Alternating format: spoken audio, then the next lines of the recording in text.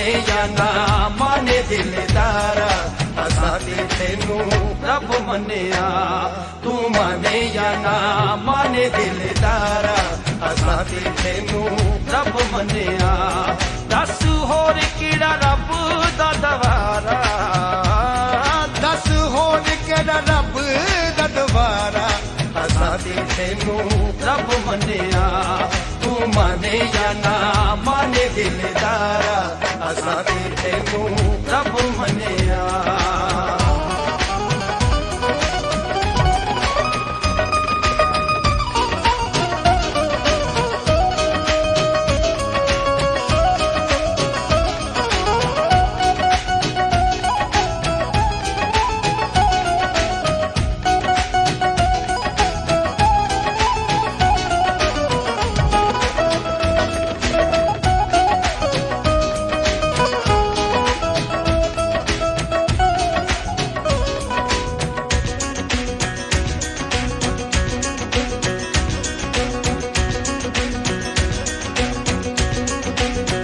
Hello hello hello hello अपने तन की खाक उड़ाई तब ये इश्क की मंजिल पाई अपने तन की खाक उड़ाई तब ये इश्क की मंजिल पाई मेरी सांसों का बोले एक तारा असां ते तैनू रब मन्निया तू माने या ना माने दिलदारा असां ते तैनू रब मन्निया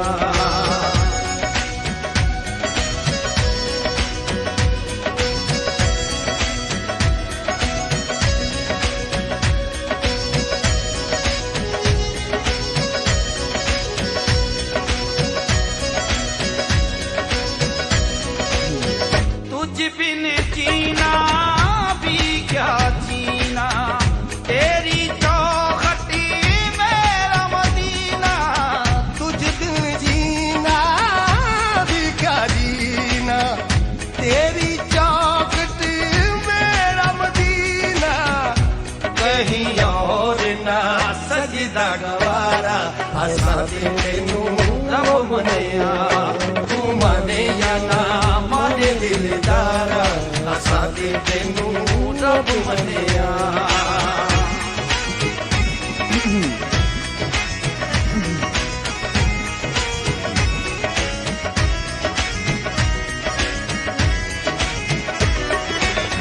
हंसते हंसते हर गम सहना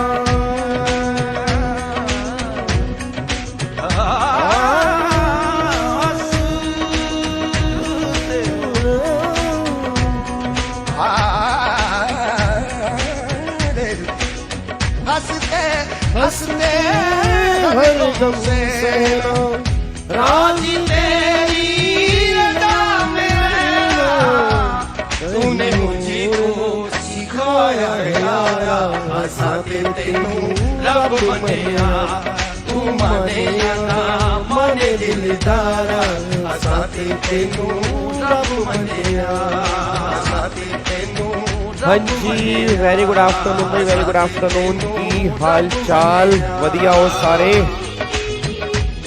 मस्त मौज बहार जिंदगी बढ़िया एकदम कोई दिक्कत परेशानी तो नहीं है भाई साहब क्या कहने लाग रहे कोई दिक्कत परेशानी तो ना लाग रही भाई मैंने बस ये बता दो तुम बढ़िया हो ना क्योंकि अगर तुम बढ़िया हो तो हम बढ़िया हैं हम बढ़िया हो तो तुम बढ़िया हैं तुम बढ़िया हो तो हम बढ़िया हैं हम बढ़िया हो तो तुम बढ़िया हैं बस यो सिंपल सी बात यहाँ पे आन लाग रही है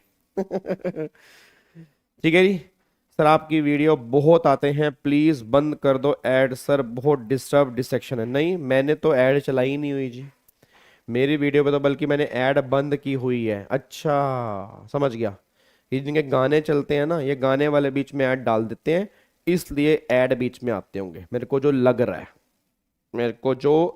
है टैक्स के लिए आप ही रब हो सर नहीं ऐसा कुछ नहीं है ये तो आप सबका प्यार है थैंक यू सो मच इस चीज के लिए अच्छा आज वाली वीडियो में ना देखो आज हमारी जीएसटी की लास्ट क्लास है सबसे ज्यादा कमेंट होने चाहिए वादा करते हो मुझसे अगर आप में से किसी बच्चे ने 17 के 17 लेक्चर देखे हैं और 17 लेक्चर से तुम्हें फायदा हुआ है और इस YouTube चैनल से तुम्हें फायदा हुआ है, तो ये आपका फर्ज बनता है, ये मान लो मेरा ऑर्डर है या कुछ भी कहो, आज की वीडियो में सबसे ज्यादा कमेंट होने चाहिए, सबसे ज्यादा लाइक्स होने चाहिए।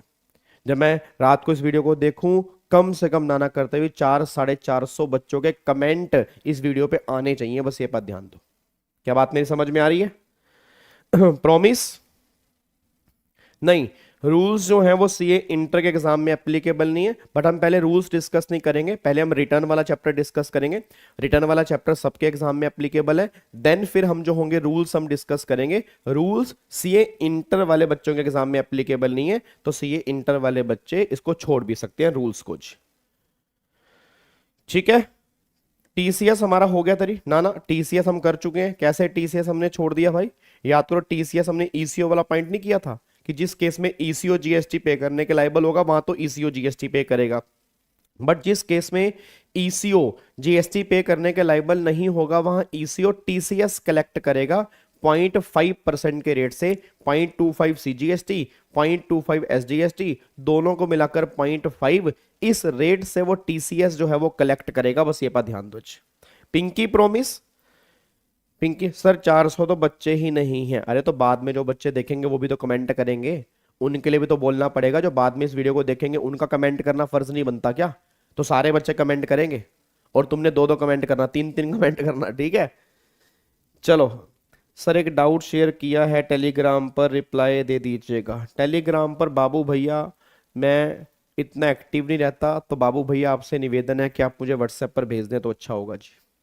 ठीक है, चलो अब एक बार सारे के सारे बच्चे फटाफट से यहाँ पे आओ। सर जीएसटी प्रैक्टिशनर होगा? बिल्कुल भाई, जीएसटी प्रैक्टिशनर का टॉपिक होगा, टेंशन मत लो। जीएसटी प्रैक्टिशनर का टॉपिक जो है वो रिटर्न के चैप्टर में है, उस टॉपिक को हम खत्म करेंगे।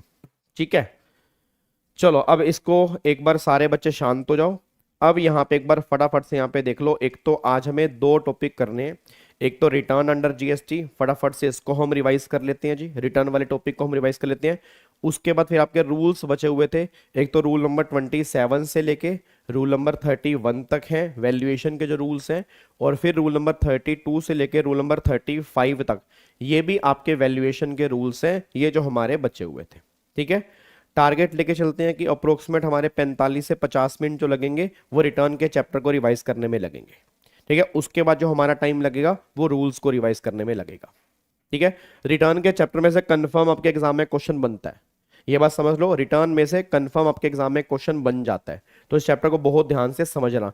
रूल्स में से क्वेश्चन बनेगा नहीं बनेगा उसका कुछ नहीं कह सकते, अगर उनका मन करा तो क्वेश्चन बनाएंगे, नहीं मन करा तो क्वेश्चन नहीं बनाएंगे। बट जो हमने वैल्यूएशन के पहले सेक्शन किए थे, जो प्रैक्टिकल क्वेश्चन वाले थे, वहां से क्वेश्चन कंफर्म बनने की उम्मीद होती है, बस ये बात ध्यान दो। ठीक है, अच्छा अब सुनो ध्यान से, अब सुनो ध्यान से। अब आपके प्रैक्टिस सेशन जो है हम स्टार्ट करेंगे 22 तारीख से। कल आपकी छुट्टी है, कल किसी का भी अगर बैकलॉग रह गया हो, नहीं 22 तारीख से नहीं करेंगे भाई, मैं सोच रहा हूं मंडे से कर लें। क्या कहते हो, मंडे से प्लान कर ले? कल हमारा क्या है, कल तो फ्राइडे है ना, फ्राइडे सैटरडे संडे, या संडे से प्लान कर ले, क्या कहते हो जी? संडे से प्लान करें, मंडे से करें? नहीं, रूल्स सीए वाले बच्चों को नहीं करने जी, जीएसटी खत्म तो हो रहा है, वही जीएसटी की लास्ट क्लास है। ई वे बिल हो गया जी, लास्ट क्लास के अंदर ई वे बिल वाला चैप्टर हो गया।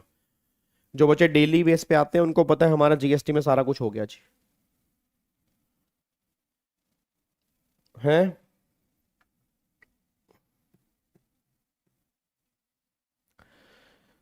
मंडे से कर लो? नहीं सर संडे से कर लो, संडे से सारे बच्चे कह रहे हैं संडे से कर लो, ऑलमोस्ट बच्चे कह रहे हैं संडे से कर लो।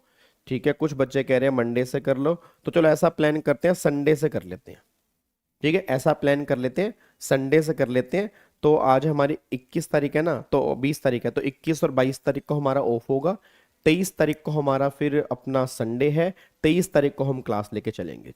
ठीक है ना, 23 तारीख को हम क्लास लेके चलेंगे, तो 23 तारीख हमारा संडे है ना, संडे को टाइमिंग हमारी ये मान के चलो कि टाइमिंग फिर 12 बजे होगी। ठीक है ना, टाइमिंग 12 बजे होगी, फिर मंडे से जो टाइमिंग होगी वो सेम टाइम पर 12:30 बजे होगी। और पहले हम किसकी प्रैक्टिस करेंगे? पहले हम प्रैक्टिस करेंगे जीएसटी की जी, पहले हम प्रैक्टिस करेंगे जीएसटी की, और कैसे प्रैक्टिस करेंगे? Chapter wise. पहले हम करेंगे चैप्टर वाइज प्रैक्टिस, जो भी चैप्टर वाइज इंपॉर्टेंट क्वेश्चन होंगे वो करेंगे, फिर बाद में मिक्स क्वेश्चन करेंगे। कितने सेशन हम प्रैक्टिस के ऊपर लगाएंगे? आप ये मान के चलो कि जीएसटी के जो सेशंस होंगे प्रैक्टिस के, वो अप्रोक्सीमेट 7 से 8 सेशन होंगे।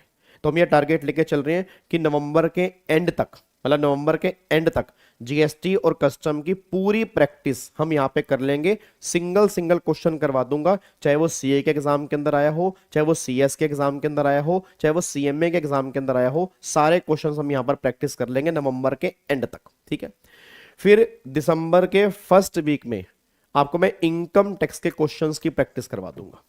ठीक है, दिसंबर के फर्स्ट वीक में इनकम टैक्स के हम क्वेश्चन की प्रैक्टिस कर लेंगे, बस ये पर ध्यान दो। डन जी? हाँ, टाइमिंग सेम रहेगा जी, टाइमिंग सेम रहेगा। हाँ, चैप्टर बता दूंगा जी। आप ये मान के चलो कि संडे को आप चैप्टर नोट कर लो। संडे को जो हम क्वेश्चन की प्रैक्टिस करेंगे, संडे को एक तो हम बेसिक वाला चैप्टर उसकी हम प्रैक्टिस कर लेंगे जी, फिर एक चैप्टर सप्लाई का उसकी हम प्रैक्टिस कर लेंगे, सप्लाई के साथ में कॉम्पोजिट सप्लाई और मिक्स सप्लाई उसकी हम प्रैक्टिस कर लेंगे, फिर साथ में एक चैप्टर जो है कॉम्पोजिशन लेवी, कॉम्पोजिशन लेवी उसको हम प्रैक्टिस कर लेंगे, और फिर साथ में एक चैप्टर आरसीएम वाला उसकी प्रैक्टिस कर लेंगे। तो ये टॉपिक अगर आपने एक बार रिवाइज करने हैं तो ये टॉपिक अच्छे से रिवाइज कर लेना। Basic, supply, composite supply, mix supply, composition levy और आरसीएम। ठीक है ना, कॉम्पोजिशन लेवी और आरसीएम, ये आपको एक बार बस संडे से पहले रिवाइज कर लेने हैं। संडे को इन क्वेश्चंस की हम प्रैक्टिस करेंगे, बस ये पर ध्यान दो। ठीक है, चलो अब इसको लॉक करते हैं भाई, अब इसको लॉक करते हैं, बस अब बहुत हो गया भाई, अब बातें खत्म करके ना पढ़ना भी है। ठीक है ना, जल्दी जल्दी रिवीजन भी खत्म करनी है। चलो जी, अब एक बार फटाफट से यहाँ पे आ जाओ जी। अब इधर देखो ध्यान से, अब एक बार रिटर्न के चैप्टर के ऊपर आओ। अब हम रिवीजन करने, जिन बच्चों को नहीं पता तो एक बार सारे बच्चे पीछे करके देख लो जी।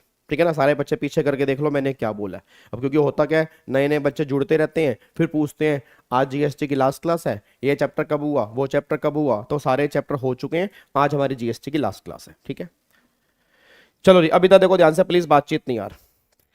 अब सुनो ध्यान से जी। अब अगर मैं रिटर्न की बात करूंगा ना, तो पहली बात समझो रिटर्न का मतलब क्या होता है। आपको मैंने इनकम टैक्स के अंदर भी बताया था कि इनकम टैक्स के अंदर भी हम रिटर्न भरते हैं, और रिटर्न का मतलब होता है हमारी इंफॉर्मेशन। हमारी इंफॉर्मेशन ऐसे इनकम टैक्स में क्या होता है, आपने कहां कहां से इनकम कमाई, कितनी इनकम कमाई, कितनी डिडक्शंस मिलेंगी, कितनी एग्जम्पशंस मिलेंगी, कितना टैक्स बनेगा, उसका सारा परफॉर्मा जो है वो रिटर्न के अंदर जाता है। मतलब सारा परफॉर्मा जो है वो तुम्हारा रिटर्न के अंदर जाएगा। भाई इनकम कौन कौन सी है, कहां कहां से इनकम है, कितनी डिडक्शंस है, कितनी एग्जम्पशंस है, ये पूरा परफॉर्मा जो है वो तुम्हारा रिटर्न ऑफ इनकम के अंदर जाता है। ऐसे अब गवर्नमेंट ये बात कह रही है कि जीएसटी के अंदर क्या होता है, जीएसटी के अंदर भी आपको रिटर्न भरनी होती है। जैसे इनकम टैक्स में रिटर्न भरने के फॉर्म नंबर होते हैं, आईटीआर 1 से लेके आईटीआर 7 तक के फॉर्म नंबर होते हैं। बट वहां पर ना फॉर्म नंबर हमें याद नहीं करने होते। मतलब हमारे एग्जाम में ना फॉर्म नंबर पूछते नहीं है कि आईटीआर 1 किसका है, आईटीआर 2 किसका है, आईटीआर 3 किसका है, आईटीआर 4 किसका है, वो हमसे पूछते नहीं है। बट जीएसटी में, जीएसटी के जो भी रिटर्न के फॉर्म नंबर होते हैं वो हमसे पूछते हैं। अब जीएसटी में क्या होता है, जीएसटीआर 1 से लेके जीएसटीआर 11 तक के हमारे जीएसटी के रिटर्न के फॉर्म नंबर होते हैं। जैसे इनकम टैक्स में आईटीआर 1 से लेके आईटीआर 7 तक होते हैं, ऐसे ही जीएसटी रिटर्न के अंदर जीएसटीआर 1 से लेके जीएसटीआर 11 तक के हमारे फॉर्म नंबर होते हैं। अब क्वेश्चन क्या आता है कि कौन सा फॉर्म किसको भरना है और कब भरना है, वही हमें यहाँ पे देखना है। अब एक बच्चा कहता है सर इनकम टैक्स में तो बात समझ में आ रही है कि आपने इनकम कमाई, फिर इनकम कहां से कमाई, फिर टैक्स कैसे निकाला, वो सारी बातें बतानी है। बट हम जीएसटी में क्या बताएंगे? भाई जीएसटी में क्यों नहीं बताएंगे? आप एक बताओ, एक महीने में इतनी सारी सेल करते हो तो सेल की डिटेल गवर्नमेंट को कौन देगा? आप एक महीने में इतनी सारी परचेस करते हो तो परचेस की डिटेल गवर्नमेंट को कौन देगा? आपने सेल पे जो जीएसटी बना, परचेस पे जो आईटीसी बना, फिर नेट जीएसटी जो पे करना है वो कैसे पे करोगे? फिर जीएसटी में और भी तो लोग होते हैं, कॉम्पोजिशन टैक्सेबल पर्सन हो गया, नॉन रेजिडेंट हो गया, आईएसडी हो गया, टीडीएस काटने वाले हो गया, टीसीएस कलेक्ट करने वाले हो गया, तो इनको भी तो रिटर्न भरनी होंगी। तो इनके कौन कौन से फॉर्म नंबर होते हैं, वो भी सारी बातें यहां पर आएंगी। फिर एक जीएसटी में गवर्नमेंट एक नई स्कीम लेकर आई है, क्यूआरएमपी। क्यूआरएमपी का मतलब होता है क्वार्टरली रिटर्न मंथली पेमेंट। कि आपको रिटर्न भरनी है क्वार्टरली बट पेमेंट करनी है मंथली, तो वो QRMP स्कीम कौन ले सकता है, वो QRMP स्कीम किन के लिए है, अगर मुझे QRMP स्कीम लेनी है तो मुझे ऑप्शन कब चूज करना पड़ेगा, वो सारी बातें भी यहाँ पे आती हैं। उसके बाद फिर एक बच्चा कहता है सर मान लो मैंने एक महीने में कोई भी सामान बेचा नहीं है, अब अगर मैंने सामान बेचा ही नहीं है, मेरी आउटवर्ड सप्लाई नील है, तो क्या नील की रिटर्न भी मुझे भरनी पड़ेगी, वो सारी बातें भी यहाँ पे देखनी है कि आपको नील की रिटर्न भरना जरूरी है या जरूरी नहीं है, वो मैं यहाँ पे देखना है। फिर एक बच्चा बार बार कह रहा है सर जीएसटी प्रैक्टिशनर, ये जीएसटी प्रैक्टिशनर कौन होता है, ये जीएसटी प्रैक्टिशनर कैसे बन सकते हैं, जीएसटी प्रैक्टिशनर के फंक्शंस क्या क्या होते हैं, क्या क्या ये फंक्शंस परफॉर्म करते हैं, वो सारी बातें भी इस चैप्टर के अंदर आएंगी। तो मोटा मोटी आप ये मान के चलो कि जीएसटी में रिटर्न से रिलेटेड जितने प्रोविजंस होंगे वो ऑलमोस्ट सारे इस चैप्टर में कवर हो जाएंगे, बस ये पर ध्यान दो। ठीक है, अब यहां से एक बार स्टार्ट करते हैं हम रिटर्न का चैप्टर। देखो यहां पर क्या लिखा है, पहला वो कह रहा है मीनिंग ऑफ रिटर्न, तो पहले बात रिटर्न का मीनिंग क्या है, तो समझ लो return is a statement, return क्या है, एक स्टेटमेंट है। दोबारा बोलो, रिटर्न क्या है, एक स्टेटमेंट है। स्टेटमेंट किसकी, of information furnish by the tax payer to tax administration at the regular interval.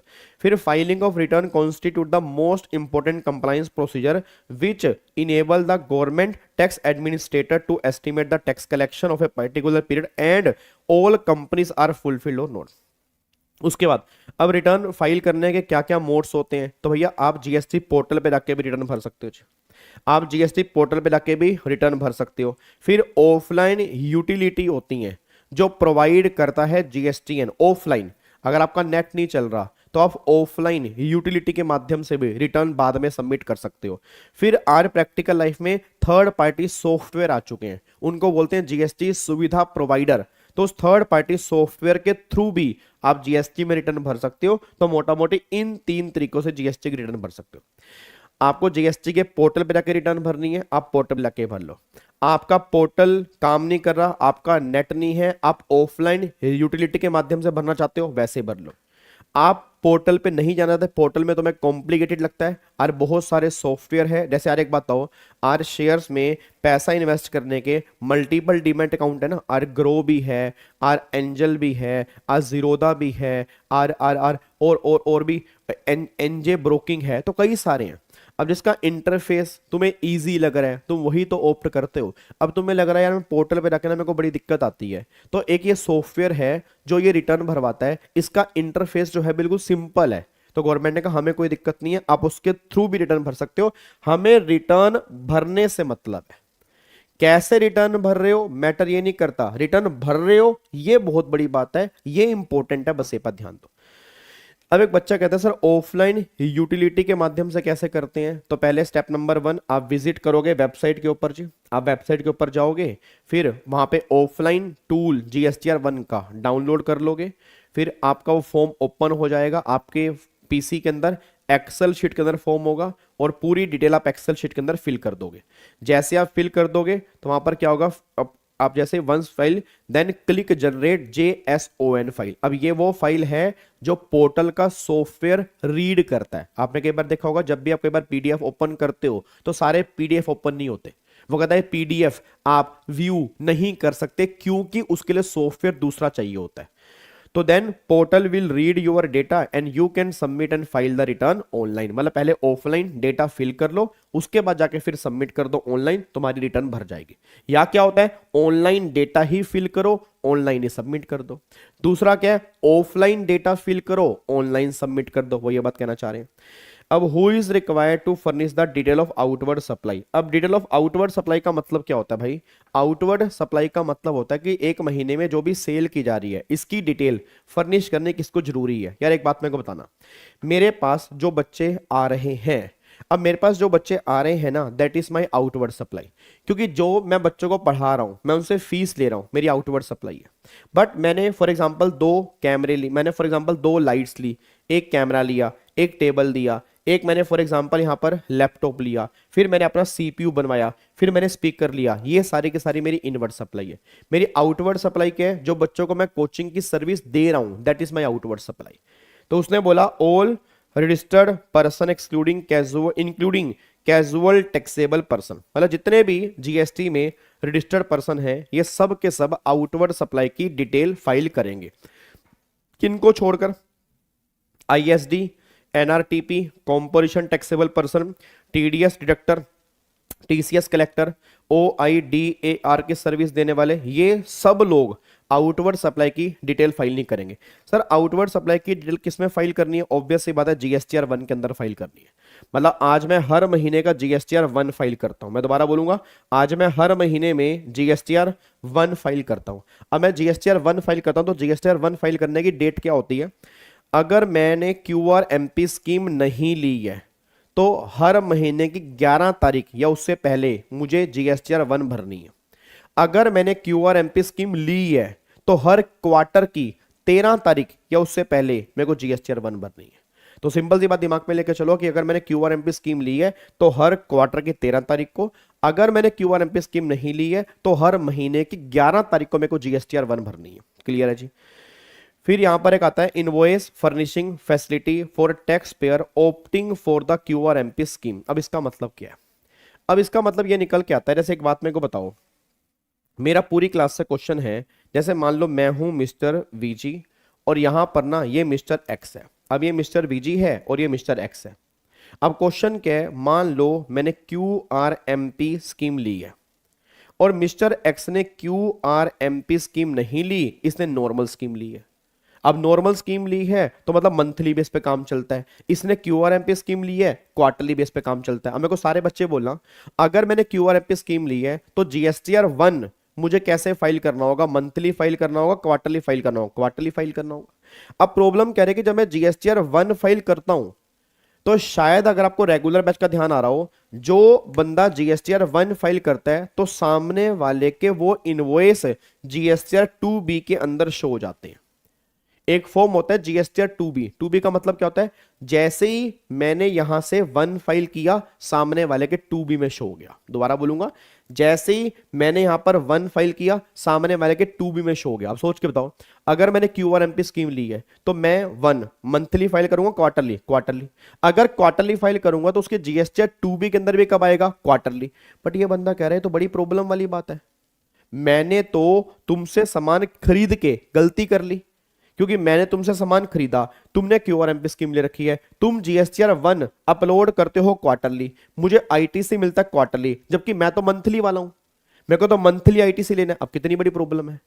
क्या प्रैक्टिकल लाइफ में ये प्रॉब्लम आएगी? नहीं आएगी? बहुत बड़ी प्रॉब्लम आएगी सर, बहुत बड़ी प्रॉब्लम ये निकल के आएगी। क्योंकि अगर मैंने QRMP ली है, आपने QRMP नहीं ली, मैं क्वार्टरली काम कर रहा हूं, आप मंथली काम कर रहे हो, सोचो आपका ITC लेट हो रहा है, इसमें गलती आपकी क्या है? बताओ, गलती आपकी क्या है? आप तो मंथली स्कीम वाले हो, आपको मंथली ITC चाहिए और मैं QRMP वाला हूं, मैंने कहा मैं क्वार्टरली भरता हूं। अब कैसे करें जी? तो गवर्नमेंट ने कहा टेंशन मत लो, इसके लिए हम एक फॉर्म लेके आते हैं, उसको बोलते हैं IFF। क्या बोलते हैं? IFF, invoice furnishing facility.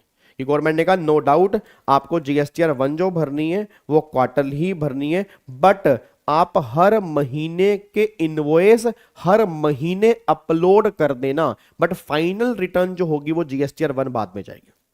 मतलब अभी गवर्नमेंट कह रही है जितने इनवॉइस है ना आप अपलोड कर दो ताकि सामने वाले को ITC लेने में दिक्कत ना आए। उसको क्या बोलते हैं? IFF, that is invoice furnishing facility.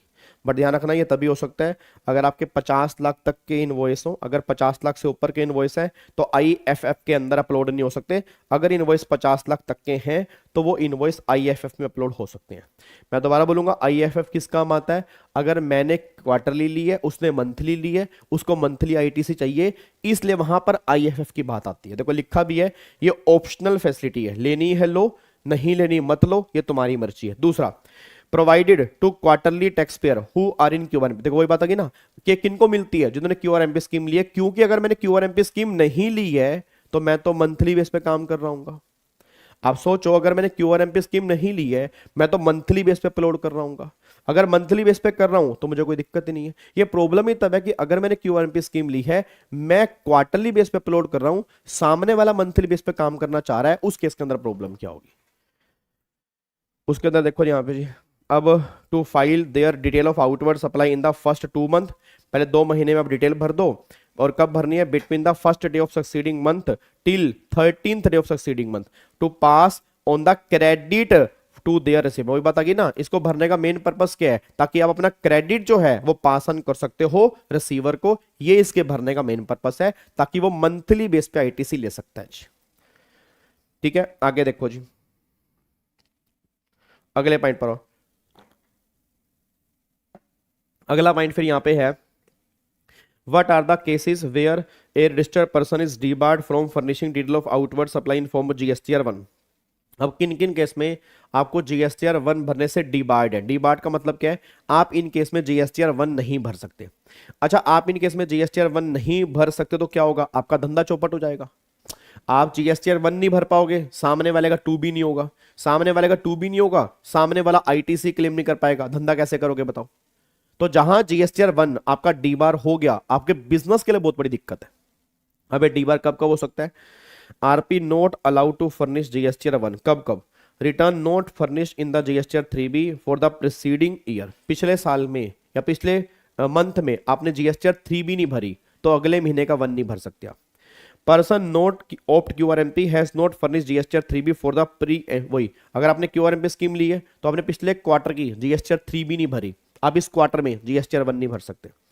फिर person to whom intimation has been issued under rule number 88C। अभी रूल नंबर 88C क्या है, when GSTR 1 sale is more than GSTR 3B sale तो जीएसटीएन सेंड एन इंटीमेशन। इसका मतलब क्या, इसका मतलब यह है कि जो आपने जीएसटीआर 1 में सेल दिखाई थी वो ज्यादा दिखाई थी in comparison to GSTR 3B। अब एक बात बताओ, जीएसटीआर 1 में क्या होती है, आउटवर्ड सप्लाई होती है। आपने बोला कि मैंने 5 लाख रुपए की सेल की है और आपने जीएसटीआर 1 भर दिया, 5 लाख की सेल दिखा दी।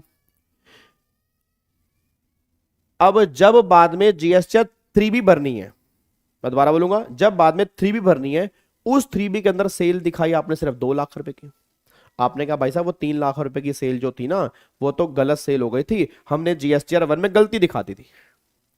ठीक है ना, हमने क्या किया था, हमने जीएसटीआर 1 में अब हमने जीएसटीआर 1 में गलत दिखा दिया था, इसलिए आपसे रिक्वेस्ट है कि हम 3B में सेल जो दिखा रहे हैं वो 2 लाख रुपए की है, हमारी सेल 5 लाख की नहीं है, हमारी सेल 2 लाख की है। अब गवर्नमेंट ने कहा हमें तो डाउट हो रहा है भाई, अगर तूने पहले 5 लाख की सेल दिखाई, अब 3B में तू 2 लाख की दिखा रहा है, तो अब अभी हम तुझे अगले महीने का जीएसटीआर 1 भरने नहीं देंगे, पहले हम चेकिंग करेंगे ऐसा हुआ क्यों है। देखो वही बात यहां पे आ रही है। तो आपने अगर सेल जीएसटीआर 1 में ज्यादा दिखा दी थी जीएसटीआर 3B से, तो या तो वो डिफरेंस पे करो या रीजन एक्सप्लेन करो ऐसा क्यों है, नहीं तो आपको जीएसटीआर 1 भरने नहीं देंगे। फिर person to whom intimation has been issued under rule number 88D, मतलब जो आपने आईटीसी क्लेम किया 3B में वो 2B से ज्यादा किया, मतलब अब 2B में तुम्हारा आईटीसी दिखा रहा है 1 लाख, तुमने आईटीसी क्लेम कर लिया 2 लाख का, कितना गलत है यार। मतलब 2B कह रहा है आईटीसी बनता है 1 लाख का, तुमने कहा ऐसी की तैसी मैं 2 लाख का क्लेम कर लेता हूं, कौन सा गवर्नमेंट मेरे को चेक कर रही है। तो गवर्नमेंट ने कहा सुनो, अगर तुम्हारा आईटीसी ज्यादा है, तुमने क्लेम ज्यादा किया और बनता कम है, या तो डिफरेंस पे करो या फिर आपको एक्सप्लेन रीजन देना पड़ेगा कि आपने आईटी से ज्यादा क्लेम क्यों किया है। अगर नहीं करोगे तो आपका जीएसटीआर 1 ब्लॉक कर देंगे।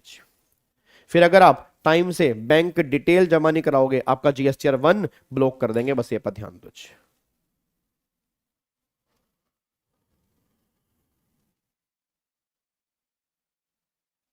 क्या हो गया,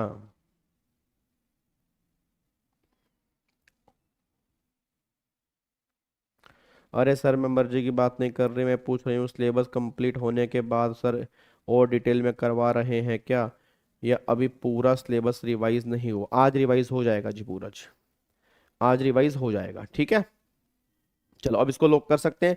पक्का पक्का ध्यान रखना, ये एग्जाम के लिए इंपॉर्टेंट क्वेश्चन है, कहां कहां पे जीएसटीआर 1 डी बार हो सकता है, ये एग्जाम के लिए मोस्ट इंपॉर्टेंट क्वेश्चन बन सकता है, बस ये पर ध्यान दो। ठीक है, अब अगले पॉइंट पर आओ, नेक्स्ट पॉइंट के ऊपर आओ जी, इधर देखो ध्यान से जी। अब यहां पे आओ, अब वो कह रहा है what kind of outward supply are required to be furnish in GSTR 1। इसका मतलब क्या है, अब एक बात मेरे को बताओ, जीएसटीआर 1 में क्या होता है, जीएसटीआर 1 में इनवॉइस अपलोड होते हैं।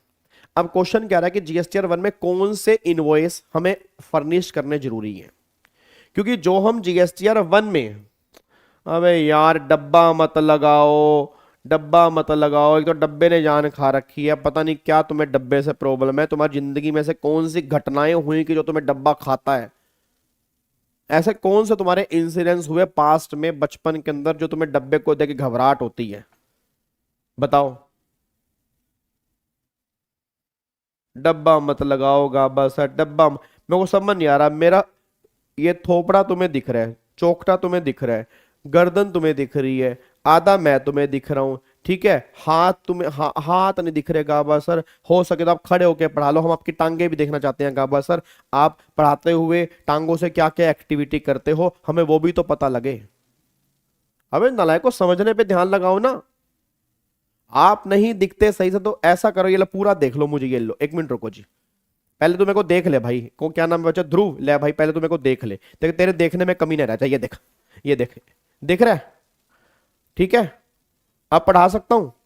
अब देख लिया, फोटो भी खींच ले मेरी। नालायक, हद होगी यार।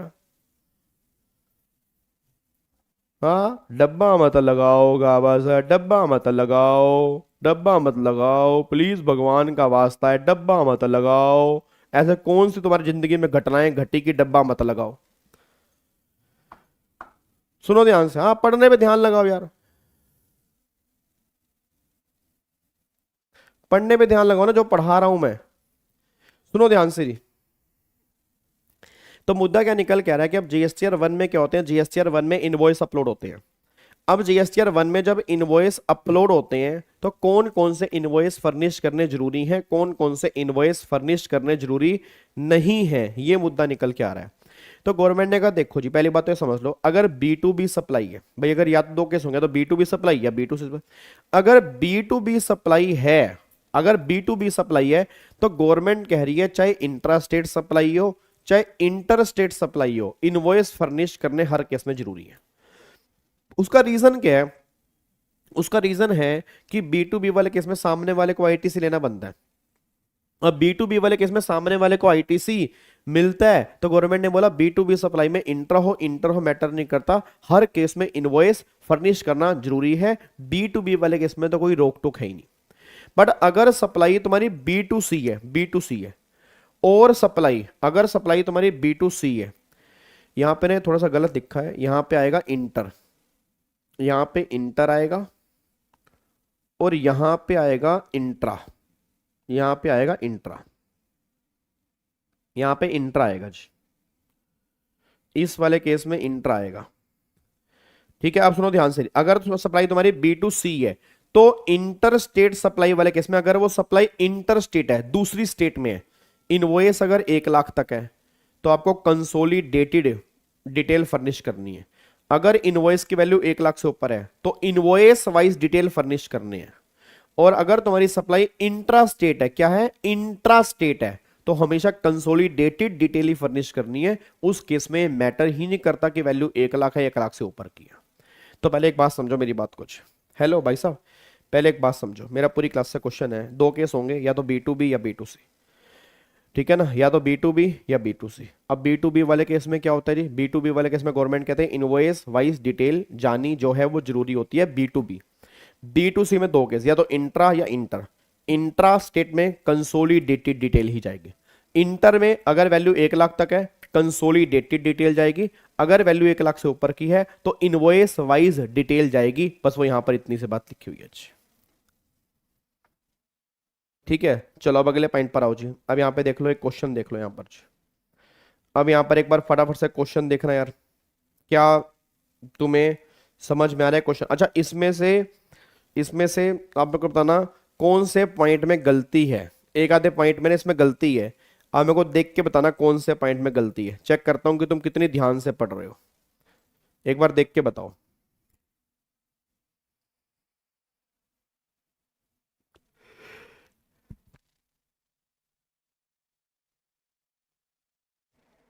हाँ जी, इसमें बताओ कौन से पॉइंट में गलती है।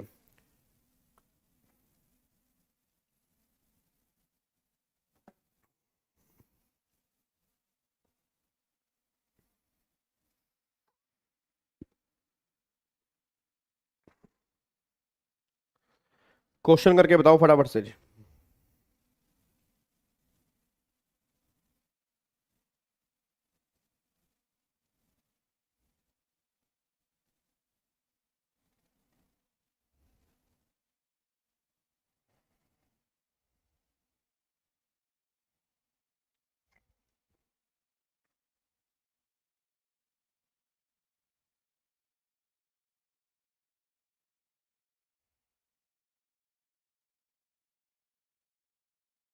हाँ जी,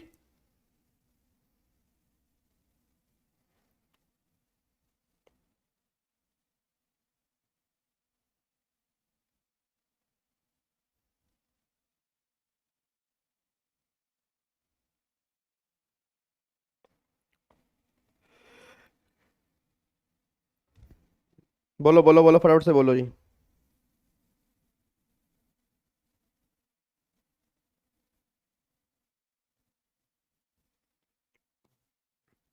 फोर्थ गलत है, फोर्थ।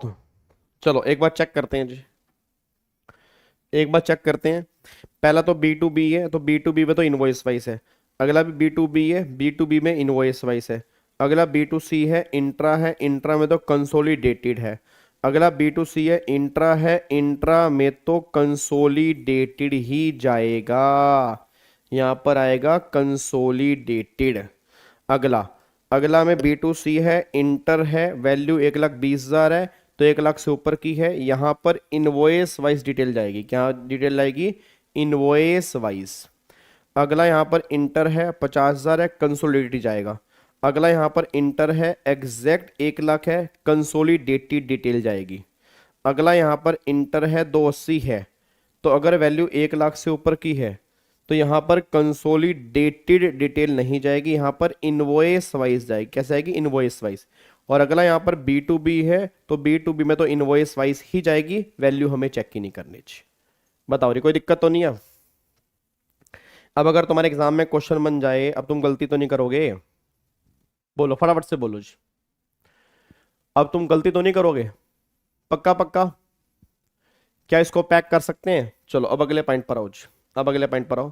अब देखो जी, अमेंडमेंट इन जीएसटीआर 1। अगर मान लो जीएसटीआर 1 में कोई गलती हो जाती है और उस गलती को हमें रिवाइज करना है, उस गलती को हमें चेक करना है, तो उस गलती को हम चेक कैसे करेंगे, रिवाइज कैसे करेंगे? उसके लिए गवर्नमेंट एक नया सेक्शन लेकर आई है, GSTR1H। बंदा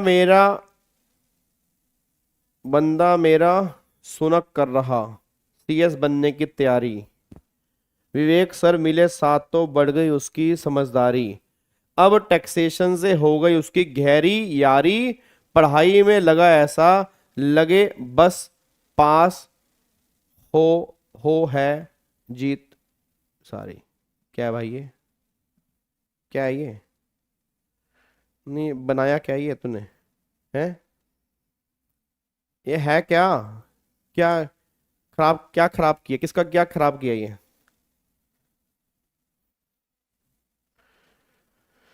डन।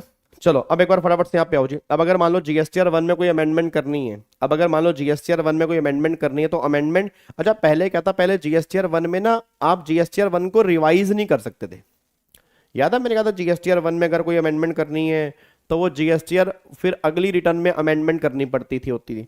अब क्या है, उसी जीएसटीआर 1 को तुम अमेंड भी कर सकते हो। जैसे मान लो मैंने जीएसटीआर 1 कर दी, अब अगर मैंने जीएसटीआर 1 कर दी और उसी जीएसटीआर 1 को मुझे अमेंड करना है तो मैं कैसे करूंगा? उसके लिए जीएसटीआर 1A है, एन ऑप्शनल फैसिलिटी। अगर कुछ add new records which tax payer miss out filing the GSTR 1 to amend, अगर आपको अमेंड करने हैं records which were already reported in same in GSTR 1, तो ड्यू डेट है जीएसटीआर 1 भरने के बाद, बट जीएसटीआर 3 भी भरने से पहले आपको ये भरना पड़ेगा जीएसटीआर 1A। बस ये पर ध्यान दो, ठीक है। अब उसके बाद देखो, अगर तुम्हें अब जीएसटीआर 1 में रेक्टिफिकेशन करनी है, अब एक होती है अमेंडमेंट, एक होती है रेक्टिफिकेशन। रेक्टिफिकेशन का मतलब क्या होता है कि अगर तुम्हें कुछ चेंजेस करने हैं, अब वो चेंजेस करने हैं और जीएसटीआर 1A का टाइम चला गया, जीएसटीआर 1A का टाइम चला गया, अब तुम जीएसटीआर 1 में रेक्टिफिकेशन कर सकते हो अगले साल की 30 नवंबर, और एनुअल रिटर्न फाइल करने की actual date whichever is earlier, यहां तक तुम जीएसटीआर 1 में रेक्टिफिकेशन कर सकते हो। यहां तक आप जीएसटीआर 1 में जो है वो रेक्टिफिकेशन कर सकते हो, बस ये पर ध्यान दो। उसके बाद एक बार, अगर मान लो कोई भी आउटवर्ड सप्लाई नहीं है तो क्या आपको नील की रिटर्न भरनी पड़ेगी? बिल्कुल भरनी पड़ेगी। ध्यान देना, इनकम टैक्स में नील की रिटर्न भरना जरूरी नहीं होता, बट जीएसटी में नील की रिटर्न भरना भी जरूरी है। आपने पूरे महीने में कोई आउटवर्ड सप्लाई नहीं की, आपकी आउटवर्ड सप्लाई नील है, आपकी आउटवर्ड सप्लाई 0 है, तो भी गवर्नमेंट कह रही you have to file GSTR 1। हाँ, नील की रिटर्न जो है वो एसएमएस के माध्यम से भी कर सकते हैं, बट नील की रिटर्न फाइल करना जरूरी है। ये बात तो कंफर्म है कि जरूरी है। अब चाहे तुम पोर्टल से करो चाहे तुम एसएमएस से करो, वो तुम्हारी मर्जी है, बट नील की रिटर्न फाइल करना जरूरी है, बस ये बात ध्यान दो।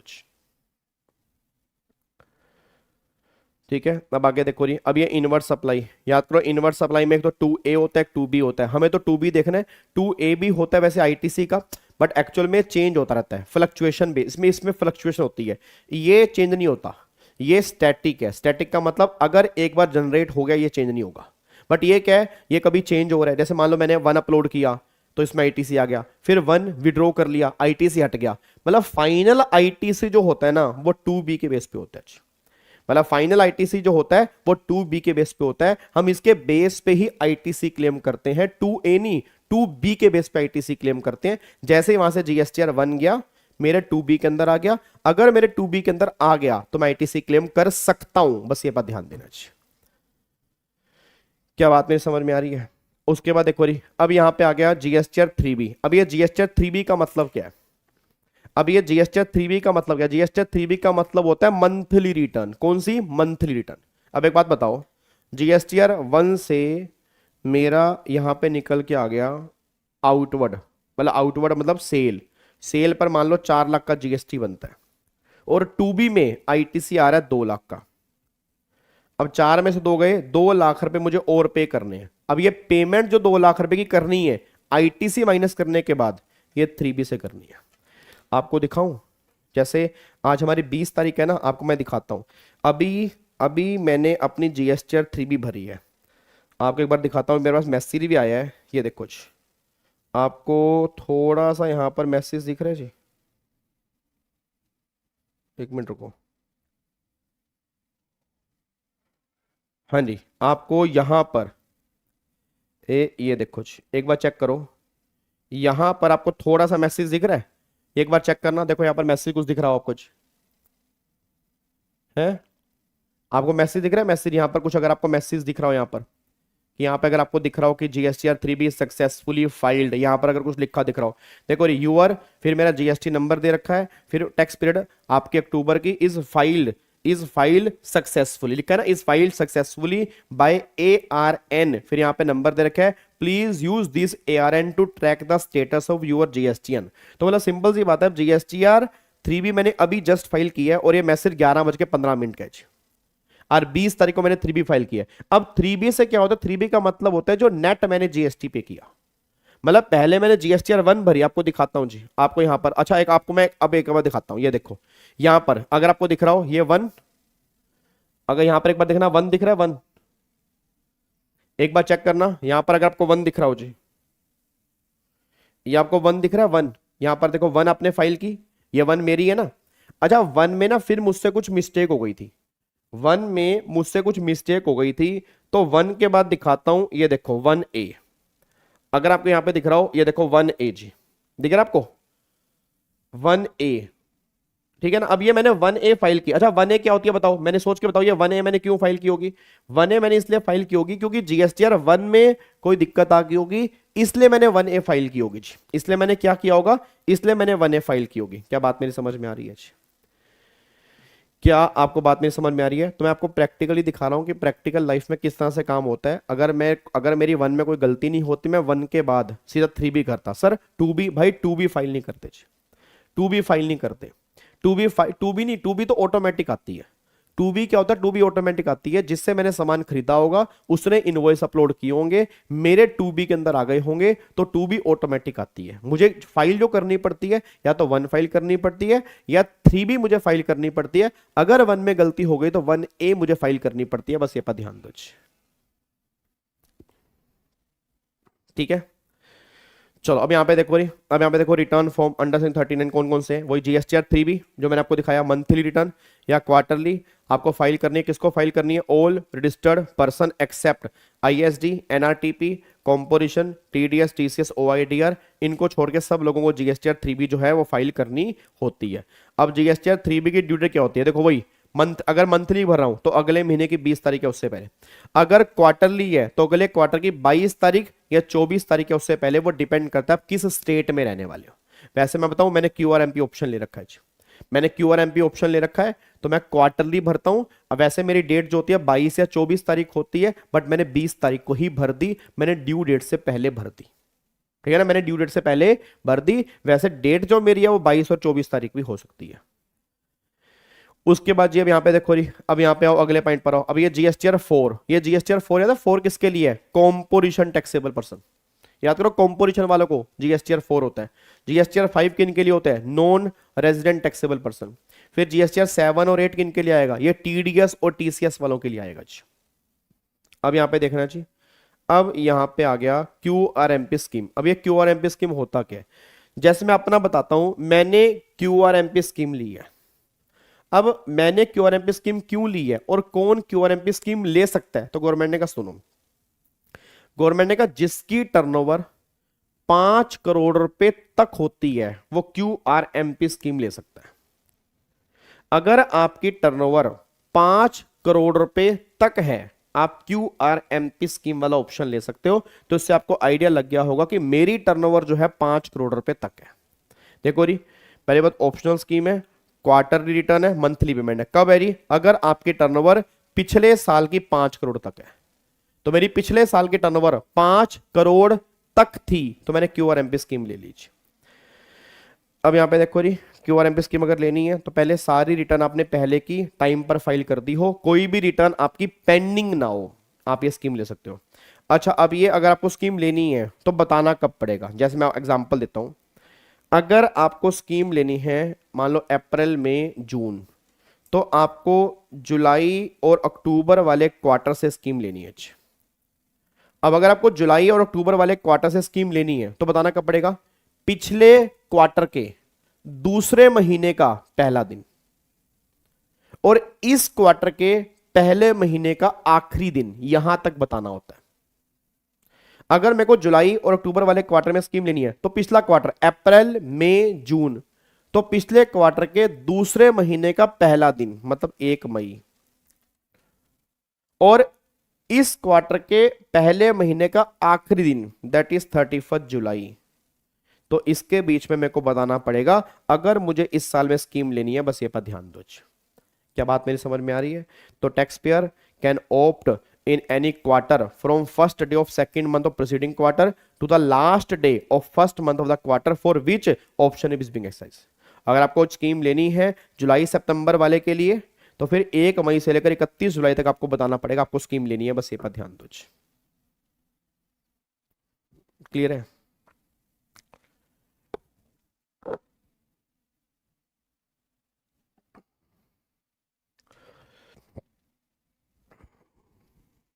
डन?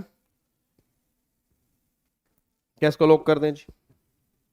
ठीक है जी। तो मतलब सिंपल सी बात ये निकल के आ रही है कि आप जिस भी क्वार्टर के लिए, मैं दोबारा लास्ट टाइम बोल देता हूं, जिस भी क्वार्टर के लिए आप स्कीम लेना चाहते हैं तो आपको स्कीम के लिए बताना कब पड़ेगा? पिछला जो क्वार्टर गया उसके दूसरे महीने का पहला दिन। जैसे मान लो जुलाई से सितंबर वाले, मैं दोबारा बोलूंगा, जुलाई से सितंबर वाले क्वार्टर से तुम स्कीम लेना चाहते हो, तुम चाहते हो कि मैं इस क्वार्टर से स्कीम लूं, तो उसका पिछला क्वार्टर क्या था? अप्रैल मई जून। तो पिछले क्वार्टर के दूसरे महीने का पहला दिन मतलब पिछला क्वार्टर अप्रैल मई जून, दूसरा महीना क्या था? मई, उसका पहला दिन 1 मई। और इस क्वार्टर का, ये जो हमारा ये वाला जिस क्वार्टर में स्कीम लेनी, इस क्वार्टर के पहले महीने का आखिरी दिन दैट इज 31 जुलाई। तो 1 मई से 31 जुलाई तक मेरे को बताना पड़ेगा मेरे को यहां पर स्कीम लेनी है इस क्वार्टर के लिए। ये बताने का टाइम है अगर मुझे इस क्वार्टर के लिए स्कीम चाहिए। क्या बात मेरी समझ में आ रही है? पक्का पक्का। अब आगे देखो वैलिडिटी। अभी वैलिडिटी क्या है? अगर आपने एक बार स्कीम ले ली है तो परमानेंट आपको ये ऑप्शन मिलता रहेगा जी, कोई दिक्कत वाली बात नहीं है। अगर आपने स्कीम ले लिया परमानेंट आपको ये ऑप्शन मिलता रहेगा।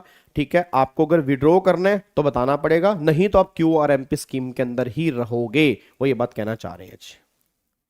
अब यहाँ पे देखो जी, अब अगर आपको यहाँ पे टैक्स पे करना है मंथली बेस पे तो 2 मेथड होते हैं, फिक्स सब मेथड, सेल्फ असेसमेंट मेथड। अब फिक्स सब मेथड में तो क्या होता है? फिक्स सब मेथड में पहला जो महीना है उसमें जो तुम्हारा पिछला टैक्स बना था, पिछला टैक्स, उसका 35% इस महीने के पहले महीने में पे कर देना, फिर अगले महीने 35%, और जो बचा हुआ फाइनल होगा वो बाद में पे कर देना जो अगला महीना होगा। जैसे कि एग्जांपल के लिए this system auto calculate a fix amount base a past return 35% fix for first 2 months. The tax payer pay pre fill amount every month using form GST PMT 06. जैसे मान लो लास्ट क्वार्टर में तुम्हारा tax था 30,000, तो अब जो ये वाला क्वार्टर है तो पहले महीने में 30,000 रुपए का 35 इतना पे करोगे, अगले महीने में 30,000 रुपए का 35 इतना पे करोगे, फिर जो फाइनल एडजस्टमेंट जो होगी वो लास्ट क्वार्टर के अंदर होगी, मतलब लास्ट मंथ के अंदर होगी, बस ये पर ध्यान दो. और सेल्फ असेसमेंट मेथड में तो कुछ होता ही नहीं. सेल्फ असेसमेंट मेथड के अंदर आप अपनी इनकम मतलब आप अपना जीएसटी की वैल्यू खुद निकालते हो, जीएसटी का रेट लेते हो, तो जो भी जीएसटी बनता है अकॉर्डिंगली आप यहां पर पे कर देते हो जी. इसमें तो खुद असेस करना पड़ता है, इसमें तो गवर्नमेंट ने कुछ फिक्स किया ही नहीं है, खुद एस्टिमेट करो और फाइनल सेटलमेंट जो होगी वो लास्ट महीने के अंदर होगी, बस ये पर ध्यान दो जी.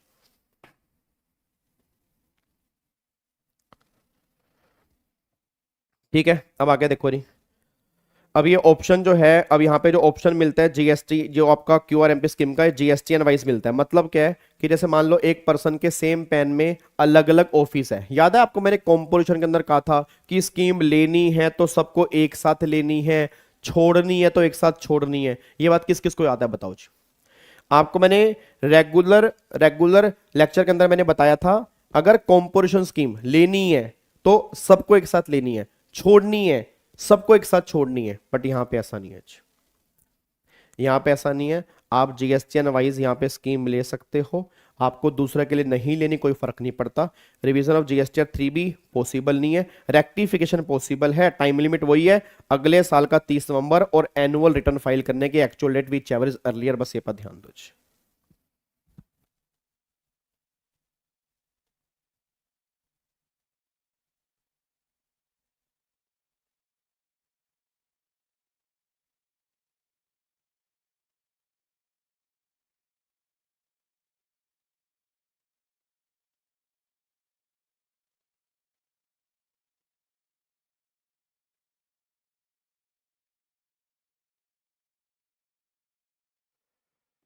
हाँ जी डन जी. तो यहाँ पर गवर्नमेंट ये बात कहना चाह रही है कि भैया अगर क्यूआरएमपी स्कीम है तो यहाँ पे ये ध्यान देना अलग अलग मतलब अलग अलग जीएसटीएन के लिए अलग अलग स्कीम भी ले सकते हो. ऐसा नहीं है कि सबको लेनी है तो एक साथ लेनी है, छोड़नी है तो एक साथ छोड़नी है, ऐसा कोई यहाँ पर फंडा नहीं है, बस ये पर ध्यान दो.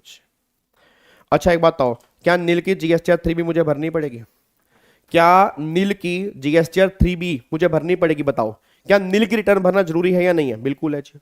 आपको मैंने पहले कहा था चाहे वो जीएसटीआर 1 हो चाहे वो जीएसटीआर 3B हो, नील की रिटर्न भरना जरूरी है. ठीक है ना. और नील की रिटर्न भरना का जरूरी है. कैसे भर सकते हो? चाहे पोर्टल से भरो चाहे एसएमएस से भरो, भरनी जरूरी है. आपका कोई आईटीसी नहीं बनता, कोई सेल नहीं है, कोई परचेज नहीं है, फिर भी आपको नील की रिटर्न भरनी जरूरी है, बस ये पर ध्यान दो. ठीक है आ जाओ जी. अब यहाँ पे ये तो मैंने आपको बता ही दिया था. देखो जीएसटीआर 4 कॉम्पोजिशन टैक्सेबल पर्सन का होता है. याद है डेट क्या होती है? मैंने कहा था ना कॉम्पोजिशन वाले एक ही रिटर्न भरते हैं, एक तो एनुअल होती है और एक और रिटर्न होती है. उसकी डेट क्या होती है? 30 जून. देखो 30 जून. तो कॉम्पोजिशन वालों को जीएसटीआर 4 में रिटर्न भरनी है 30 जून या उससे पहले. भाई पढ़ना नहीं पढ़ना ये बता दो. पढ़ना नहीं पढ़ना. तुम कितने डिस्ट्रैक्टेड बच्चे हो यार, मेरे को समझ नहीं आ रही. कमेंट में कोई बच्चा हाँ ज्योति सर ज्योति है, नहीं है भाई ज्योति नहीं है भाई, ज्योति गुम हो गई यार. हम खुद ज्योति को ढूंढ रहे हैं यार, कितने दिन से ज्योति मिल नहीं पा रही हमें यार. ज्योति के घर वाले भी ज्योति को ढूंढ रहे हैं और इवन खुद ज्योति ज्योति को ढूंढ रही है कि ज्योति कहाँ है. मेरे पास कल परसों आई थी ज्योति, खुद आई थी कह रही ज्योति कहाँ है. और दीपक भी ज्योति ढूंढ रहा है, ज्योति भी दीपक ढूंढ रही, ज्योति भी दीप ढूंढ रहा है. पता नहीं समझ नहीं आ रहा यार. रोशनी तेरी अंधेरे में है, नाम तेरा दीपक है यार. कमाल की बात है, कम से कम नाम तो सही रखना चाहिए. जिंदगी तेरी अंधेरे में है, नाम तूने दीपक रख रखा है. दोनों ज्योति की भी जिंदगी दोनों अंधेरे में कर दी, नाम उसका भी ज्योति रख दिया. छोड़ो इसको यार, तुम यहां पे इधर पढ़ने पे ध्यान लगाओ. ये कमेंट में छोड़ दो. कमेंट में कई बच्चे ऐसे आते हैं उनके पास उनको करना ही नहीं है ना, तो वो क्या करेंगे? डिस्ट्रैक्ट करेंगे. और तुम डिस्ट्रैक्ट हो रहे हो, उनका मोटिव सक्सेसफुल हो रहा है. बस आधे घंटे से मैं इग्नोर कर रहा हूं, आधे घंटे से इग्नोर कर रहा हूं कि चलो अब बच्चा पढ़ लेगा, अब बच्चा पढ़ लेगा, अब बच्चा पढ़ लेगा. उस दीपक को इग्नोर कर देगा क्योंकि दीपक दीपक है ही नहीं ना. दीपक दीपक होता तो दीपक ये काम नहीं करता. आप समझो मेरी बात को, हद होगी यार तुम्हारी। चलो अब यहां पे एक बार फटाफट से यहां पे आ जाओ, इधर देखो ध्यान से जी। अब यहां पे फटाफट से आओ। अब यहां पर सुनो ध्यान से यार, मैं क्यों क्यों ब्लॉक करूं उसको, मेरे को उस पर तरस आ रहा है बेचारे पे। दीपक मेरे को तरस आ रहा है, वो कितना वीरान इंसान होगा, कितना देखो जगह जगह जाके ज्योति के बारे में पूछ रहा है, यूट्यूब पे पूछ रहा है कि जैसे यूट्यूब पे ज्योति घूम रही है। तो आप उस पर तरस खाओ ना, छोड़ दो उसको, आप खुद ही इग्नोर कर दो। ठीक है चलो अब एक बार फटाफट से यहाँ पे आओ। तो जीएसटीआर 4 जो है, तो जीएसटीआर 4 कॉम्पोजिशन वाले पर्सन में आता है। अब कॉम्पोजिशन वालों की जो रिटर्न जाती है वो एनुअल जाती है, और डेट क्या होती है 30 June of the next financial year. मतलब जैसे मान लो हमारा साल खत्म हुआ 31 मार्च को, तो फिर 30 जून जो है, 30 जून या उससे पहले जीएसटीआर 4 भरना पड़ता है। सिंपल सी बात, बस इतनी सी निकल के आ रही है। अच्छा एक बात मेरे को सोच के बताना, अब ये जीएसटीआर 4 की रिटर्न भरनी पड़ती है 30 जून, क्या पेमेंट भी एनुअल जाती है, पेमेंट क्वार्टरली? याद करो मैंने वहां पर भी कहा था कॉम्पोजिशन वालों की पेमेंट जो होती है वो क्वार्टरली होती है, और पेमेंट करने का जो फॉर्म होता है वो जीएसटी सीएमपी 08 होता है। जीएसटी सीएमपी 08 होता है, और अगले क्वार्टर की 18 तारीख या उससे पहले कॉम्पोजिशन वालों को पेमेंट करनी पड़ती है। बस ये पर ध्यान दो। ठीक है अब अगले पॉइंट पर आओ। अब जीएसटीआर 5 ये किन के लिए? ये जीएसटीआर 5 है नॉन रेजिडेंट वालों को। अब जो एनआर होते हैं उनको भी रिटर्न भरनी होती है। एनआर को कब रिटर्न भरनी होती है? अगले महीने की 13 तारीख, या जितने दिन का उनको रजिस्ट्रेशन मिलेगा वहां से 7 दिन, विच एवर इज अर्लियर। तो या तो अगले महीने की 13 तारीख, या जितने दिन का भी रजिस्ट्रेशन मिलेगा वहां से 7 दिन, इनमें सिर्फ अर्लियर होगा, वहां तक आपको रिटर्न भरनी है नॉन रेजिडेंट वालों को। फिर टीडीएस जो लोग टीडीएस काटते हैं उनको रिटर्न भरनी है जीएसटीआर 7 में। कब भरनी है? अगले महीने की 10 तारीख है उससे पहले। फिर जो लोग टीसीएस कलेक्ट करते हैं, जो लोग टीसीएस कलेक्ट करते हैं तो उनको भी रिटर्न भरनी होती है जीएसटीआर 8 में, अगले महीने की 10 तारीख है उससे पहले। ठीक है उसके बाद जीएसटीआर 9 एनुअल रिटर्न। अब ये एनुअल कब भरनी है? जिनकी टर्नओवर पूरे साल की 2.5 करोड़ से ज्यादा होती है ना, उनको नॉर्मली एनुअल रिटर्न भरनी पड़ती है। भाई अगर आपकी टर्नओवर जो है वो 2.5 करोड़ से ज्यादा है पूरे साल की, तो आपको जीएसटीआर 9 एनुअल रिटर्न भरनी जरूरी है। और कब भरनी है? 31 दिसंबर या उससे पहले आपको एनुअल रिटर्न भरनी होगी। और जो कॉम्पोजिशन वाले होते हैं उनको भी जीएसटीआर 9A में एनुअल भरनी है। डेट सबकी सेम है 31 दिसंबर या उससे पहले। फिर एक होता है जीएसटीआर 9B, ये भी एनुअल रिटर्न होती है ईसीओ के लिए, बट ईसीओ जो हमारा होता है इलेक्ट्रॉनिक कॉमर्स ऑपरेटर, उसकी जो एनुअल रिटर्न होती है वो अभी तक नोटिफाइड ही नहीं हुई, तो नोटिफाइड नहीं हुई तो हमारे काम का भी नहीं है।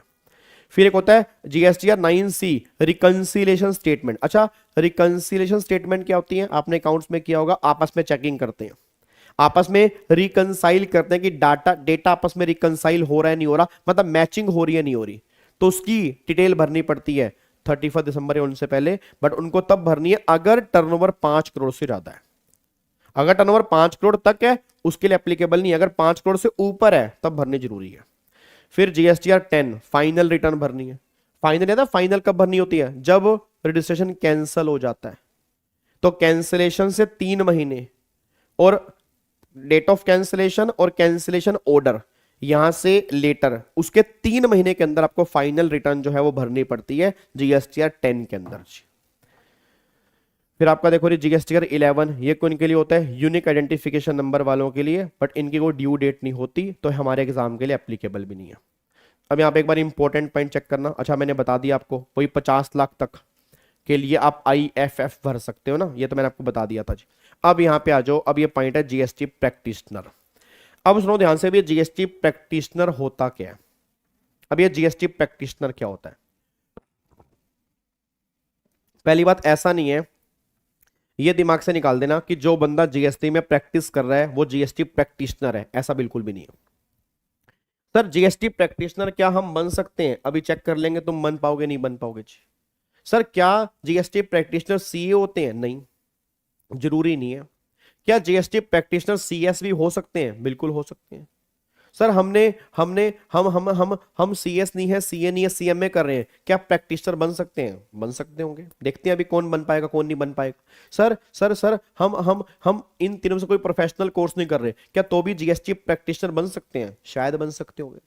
अब जितने बच्चे मेरे सामने बैठे हैं, चेक करना कि जीएसटी प्रैक्टिशनर कौन बन सकता है और कौन नहीं बन सकता, और अच्छी खासी इनकी फीस होती है, अच्छे खासे इसमें पैसे बन जाते हैं। तो वो आपको ये टेंशन नहीं लेनी कि पैसा मिलेगा नहीं मिलेगा, बिल्कुल पैसा मिलेगा, बढ़िया से पैसा मिलेगा, अच्छे से पैसा मिलेगा। देखो यहां पर क्या, अब जीएसटी प्रैक्टिशनर में क्या है, GST practitioner means any person who has been approve under section 48 to act as practitioner. वो कह रहे हैं what are the functions that GST practitioner can perform on the GST portal on behalf of tax payer. अब पहली बात, GST practitioner क्या काम कर सकता है एक पर्सन के बिहाफ पे? जैसे मान लो मैंने किसी को अपॉइंट किया कि तुम मेरे बिहाफ पे काम करना, और वो बंदा जीएसटी प्रैक्टिशनर है, तो वो मेरे क्या क्या काम कर पाएगा? पहला, रिटर्न फर्निश कर सकता है जीएसटीआर 1, फिर जीएसटीआर 3B 4 5 6 7 भर सकता है, एनुअल रिटर्न भर सकता है, फाइनल रिटर्न भर सकता है। अदर फंक्शन, कैश लेजर के अंदर पैसे जमा करवाने हैं वो डिपॉजिट करवा सकता है। उसके बाद फिर जीएसटीआर आईटीसी 4 आईटीसी की मैचिंग करनी है वो करवा सकता है। फिर furnish information for generation of e-way bill, e-way bill की इंफॉर्मेशन फर्निश करनी है वो कर सकता है। अमेंडमेंट कैंसिलेशन करनी है रजिस्ट्रेशन में वो कर सकता है। रिफंड एप्लीकेशन फाइल करनी है वो भी कर सकता है, कोई दिक्कत वाली बात नहीं है। फिर सेक्शन 10 कॉम्पोजिशन स्कीम लेनी है या कॉम्पोजिशन स्कीम छोड़नी है वो भी कर सकता है। ये सभी काम जीएसटी प्रैक्टिशनर कर सकते हैं। बट अगर इन काम में कोई भी दिक्कत होती है, लाइबल आप ही ठहराओगे, जीएसटी प्रैक्टिशनर नहीं ठहराएगा, क्योंकि आपने जीएसटी प्रैक्टिशनर को रखा है। आप कल ये नहीं कह सकते कि अगर मान लो कल दिक्कत आ गई और कल दिक्कत आ गई, आपने बोला जी ये रिटर्न तो जीएसटी प्रैक्टिशनर ने फाइल की थी, उसको पकड़ो, गवर्नमेंट बोलेगी ना ना, जीएसटी प्रैक्टिशनर रखा किसने? तूने ना। तो अगर तूने जीएसटी प्रैक्टिशनर रखा है तो ये बात ध्यान देना कि तू ही यहां पे रिस्पॉन्सिबल होगा, प्रैक्टिशनर नहीं होगा। ये बात ध्यान में देख के चलना चाहिए, ठीक है। उसके बाद देखो अब कौन कौन एलिजिबल है। अब चेक करना तुम लोग जीएसटी प्रैक्टिशनर या मैं जीएसटी प्रैक्टिशनर बन पाऊंगा नहीं बन पाऊंगा। इधर देखो ध्यान से। पहली बात, a person can apply for enrolment as GST practitioner if, पहला, क्या तुम इंडियन सिटीजन हो, कंडीशन सेटिस्फाइड। क्या तुम पागल वागल तो नहीं हो? जैसे अभी यहाँ पे कई बार हो जाता है, कई बार आपके मतलब नहीं काम कर पा, आपको सदमा लग जाता है, ठीक है, कि कहाँ कहाँ हो जाता है सर, कई बार प्रॉब्लम्स आती हैं लाइफ के अंदर। तो ऐसा कोई तो नहीं, तुम साउंड माइंड के मेरे को लग रहे हो सारे के सारे बच्चे, पागल वागल तो नहीं लग रहे, तो ये भी कंडीशन सेटिस्फाइड। तुम इंसॉल्वेंट नहीं हो मेरे ख्याल से, क्योंकि पैसे तुम्हारे पास वैसे ही नहीं है और तुमने किसी के पैसे खास इतने लिए नहीं होंगे, तो मेरे ख्याल से तुम इंसॉल्वेंट तो नहीं हो, और तुम किसी कोर्ट में कन्विक्टेड भी नहीं हो। तो ये चारों कंडीशन तो सेटिस्फाइड, ये चारों के चारों कंडीशन तो सेटिस्फाइड हैं। अब इन चारों के साथ में इनमें से भी एक कंडीशन सेटिस्फाइड होनी जरूरी है। ही इज रजिस्टर्ड जज, ओहो जज वो तो नहीं है भाई, आगे तो पढ़ेंगे ही नहीं, वो जज तो है ही नहीं हम। Commercial tax department of any state government या रिटायर्ड जज ऑफ सीबीआईसी, ना ये तो नहीं है, तो अभी तक तो हम बाहर हैं। वो चारों कंडीशन सेटिस्फाइड है। बट उसके बाद he has enrolled as sale tax practitioner और TRP, TRP मतलब tax return preparer under old law, वो भी नहीं है।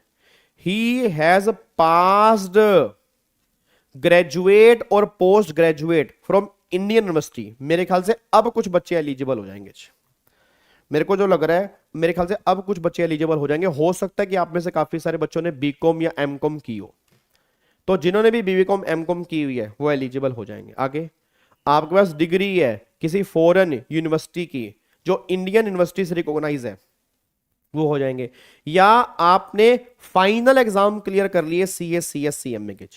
भैया मैं तो हूं यार, मैंने तो बीकॉम भी की हुई है, मैं सीए भी हूं, तो मैं तो हर केस में एलिजिबल हूं। मेरे को तो इतना लग रहा है, मुझे तुम्हारा नहीं पता, अगर तुम बीकॉम एमकॉम वाले हो तो एलिजिबल हो, बट अभी तुम स्टूडेंट हो सीएस सीएमए के, तो भैया अभी तक तुम इस कैटेगरी में तो नहीं आ रहे। फाइनल एग्जाम क्लियर हो जाने चाहिए, ये बात ध्यान देना, ठीक है ना। फाइनल एग्जाम क्लियर हो जाने चाहिए। क्या बात मेरी समझ में आ रही है? अब कैसे एनरोल करना है, जो जो बच्चे यहाँ पे एलिजिबल हैं तो कैसे एनरोल करना है? देखो जी, आप पोर्टल के ऊपर जाओगे, फॉर्म भरोगे जीएसटी पीसीटी 01, अपनी फिर डिपार्टमेंट आपकी एलिजिबिलिटी चेक करेगा, आपको वो एनरोलमेंट सर्टिफिकेट दे देगा, और फिर एनरोलमेंट आपका परमानेंट हो गया, आप प्रैक्टिशनर बन गए। उसके बाद कैंसिल अगर करवाना है तो कैसे, आप गिल्टी पाए गए तो कैंसिल हो सकता है। ठीक है, कैसे होगा, आपको नोटिस भेजेंगे, आप रिप्लाई करोगे और फिर आपका नाम जीएसटी प्रैक्टिशनर के नाम की लिस्ट में से हटा दिया जाएगा। अगर आप खुद सरेंडर करना चाहते हो तो जीएसटी पीसीटी 06 फॉर्म भर देना, कमिश्नर चेक करेगा और तुम्हारा एनरोलमेंट कैंसिल कर देगा जीएसटी पीसीटी 7 के अंदर। ये पूरा जीएसटी प्रैक्टिशनर वाला मुद्दा जी। हाँ, इसका एग्जाम भी होता है जी।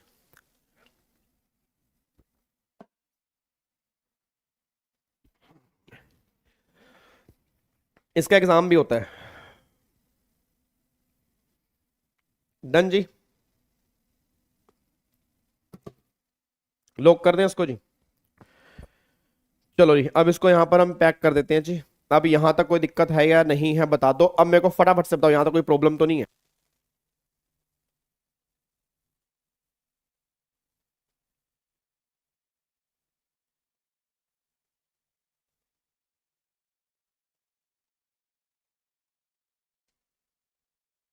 हाँ जी, डन जी, लॉक कर दें। चलो, तो अब यहां तक हम पैक कर रहे हैं। अब अपना सीए वाले बच्चे यहां से प्रस्थान कर सकते हैं, अपनी पढ़ाई करें, ठीक है, और अच्छे से तैयारी करें। अब जो सीएस की फैमिली वाले बच्चे हैं वो यहाँ पर बैठे रहेंगे, क्योंकि अब हम यहाँ पर जो करेंगे, अब हम यहाँ पर करेंगे वैल्यूएशन के रूल्स।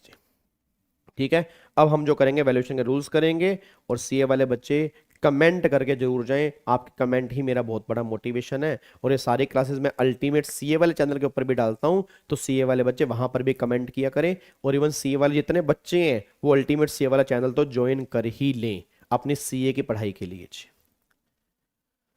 ठीक है जी, लॉक कर दें इसको। हाँ, वो तो बैठे रहेंगे, सीएमए के अंदर तो रूल्स हैं जी। ये सारी इंपॉर्टेंट थ्योरी करवा दो बेटे, सब कुछ हो गया बीच में, अब रह क्या गया, अब और क्या बचा है, और क्या बचा है, इंपॉर्टेंट थ्योरी प्रोविजन हो तो गए सारे, और कौन सी थ्योरी बची है इसमें। सर रिटर्न वाले चैप्टर में इंपॉर्टेंट कौन सा है ज्यादा बार, एक तो जीएसटी प्रैक्टिशनर इंपॉर्टेंट है, फिर एक जीएसटीआर 1 वाला, जीएसटीआर 1 जो हमने स्टार्टिंग में किया वो इंपॉर्टेंट है, और एक जीएसटीआर 3B, मतलब 3B 1, और फिर जीएसटी प्रैक्टिशनर, और एक क्यूआरएमपी। ये 4 क्वेश्चन है जो तुम्हारे एग्जाम में इनमें से कोई एक आधा क्वेश्चन बन सकता है, या तो 1 या 3B या जीएसटी प्रैक्टिशनर, और फिर आपका हो गया आपका कौन सा है वो क्यूआरएमपी स्कीम वाला। इन 4 में से कोई क्वेश्चन बन सकता है जी। ठीक है जी, चलो अब एक बार सारे के सारे बच्चे फटाफट से यहाँ पे आ जाओ, इधर देखो ध्यान से प्लीज, बातचीत नीचे। अब मैं आ रहा हूं यहाँ पर येलो जी। अब ये हमारे ना वैल्यूएशन के रूल्स हैं। अब सारे के सारे बच्चे सीधे बैठे रहो जी, सारे के सारे बच्चे सीधे बैठे रहो। अब ये रूल्स मैं जो तुम्हें करा रहा हूं, अब जितने बच्चे भी सामने हैं, ये रूल्स मैं जो तुम्हें करा रहा हूं, आप ये मान के चलो कि इसमें से 10% चांस है एग्जाम में क्वेश्चन बनेंगे, 90% चांस है एग्जाम में क्वेश्चन नहीं बनेंगे। और दूसरी बात, मेरे कराने के बाद ये रूल्स आपको एक बार दोबारा से करने पड़ेंगे, दोबारा से पढ़ने पड़ेंगे, क्योंकि ना ये रूल मेरे ख्याल से एग्जीक्यूटिव लेवल पे आने नहीं चाहिए, ये प्रोफेशनल लेवल पे आने चाहिए। इवन सीए के अंदर भी सीए फाइनल में होते हैं, अब मुझे पता नहीं सीएस में एग्जीक्यूटिव लेवल पे या सीएमए के बच्चों में इंटर लेवल पे क्यों है। उसका सीएस में तो रीजन ये हो सकता है कि सीएस में प्रोफेशनल लेवल पे टैक्स नहीं है, तो इंस्टीट्यूट चाहता है अभी पढ़ लो, बट ये अभी पढ़ने वाले एक्चुअल में है नहीं है, इसके लिए नॉलेज और दिमाग अलग लेवल का चाहिए। ठीक है, बट अगर हमारे सिलेबस में है तो हमें पढ़ने तो हैं। और यही सबसे बड़ा रीजन है कि एग्जाम में बहुत रेयरली देखने को मिले, मैं ये नहीं कह रहा देखने को नहीं मिले, मिले हैं 1-2 बार, बट उसके क्वेश्चन भी टुच्चू पुच्चू बनते हैं। अगर आप क्वेश्चन देख लोगे ना, उसमें फ्री के नंबर होंगे, उनको पता है इसका लेवल हम टफ नहीं कर सकते। ठीक है, तो बन भी सकता है, नहीं भी बन सकता। मैं जो करवा रहा हूं एक बार दोबारा से पढ़ लोगे बस काम हो जाएगा। अच्छा, अब पहले समझो, यहां पर ध्यान है। अच्छा, ये नोट्स कहाँ है, लिखना नहीं है, ये नोट्स आपके उसी गूगल ड्राइव लिंक के अंदर है। ये नोट्स आपके उसी गूगल ड्राइव लिंक के अंदर है, जो लिंक मैंने पिन किया हुआ है। लास्ट क्लास कब लोगे, आज ही लास्ट क्लास है, ठीक है ना, आज ही लास्ट क्लास है। आज हमारी क्लासेस खत्म हो चुकी हैं, ठीक है ना, आज हमारी जीएसटी की क्लास खत्म हो चुकी है। अब हम मिलेंगे संडे को क्वेश्चन की प्रैक्टिस के लिए। कितने बजे मिलेंगे संडे को, 12 बजे। ठीक है, संडे से हम डेली मिलेंगे, नवंबर एंड तक डेली मिलेंगे और नवंबर एंड तक पूरा जीएसटी बहुत बढ़िया तरीके से प्रैक्टिस करवा दूंगा। मैं कोशिश करूंगा तुम्हारे एग्जाम में जीएसटी का तुम्हारा एक नंबर भी ना कटे, जितने नंबर का जीएसटी आएगा वो सारे नंबर तुम्हारे होने चाहिए। और फिर दिसंबर के फर्स्ट वीक में हम इनकम टैक्स के क्वेश्चन की प्रैक्टिस कर लेंगे, ठीक है जी। चलो अब एक बार सारे के सारे बच्चे फटाफट से यहां पे आओ जी। हाँ, एक बार इसमें से क्वेश्चन बना हुआ है, रूल्स में से एक बार क्वेश्चन बना हुआ है, रूल नंबर 32 का, बिल्कुल सिंपल सा, और किसी रूल में से क्वेश्चन नहीं बना इतना। अब पहले ये समझो कि एक्चुअल में ये रूल्स जो हैं वो एप्लीकेबल होते कब है। अब सारे बच्चे ना बिल्कुल सीधो के बैठना जी, ठीक है ना, अब बिल्कुल सीधो के बैठना, सीएस की फैमिली वाले बच्चे और सीएमए वाले बच्चे बिल्कुल सीधो के बैठना जी, बातचीत बिल्कुल नहीं करनी।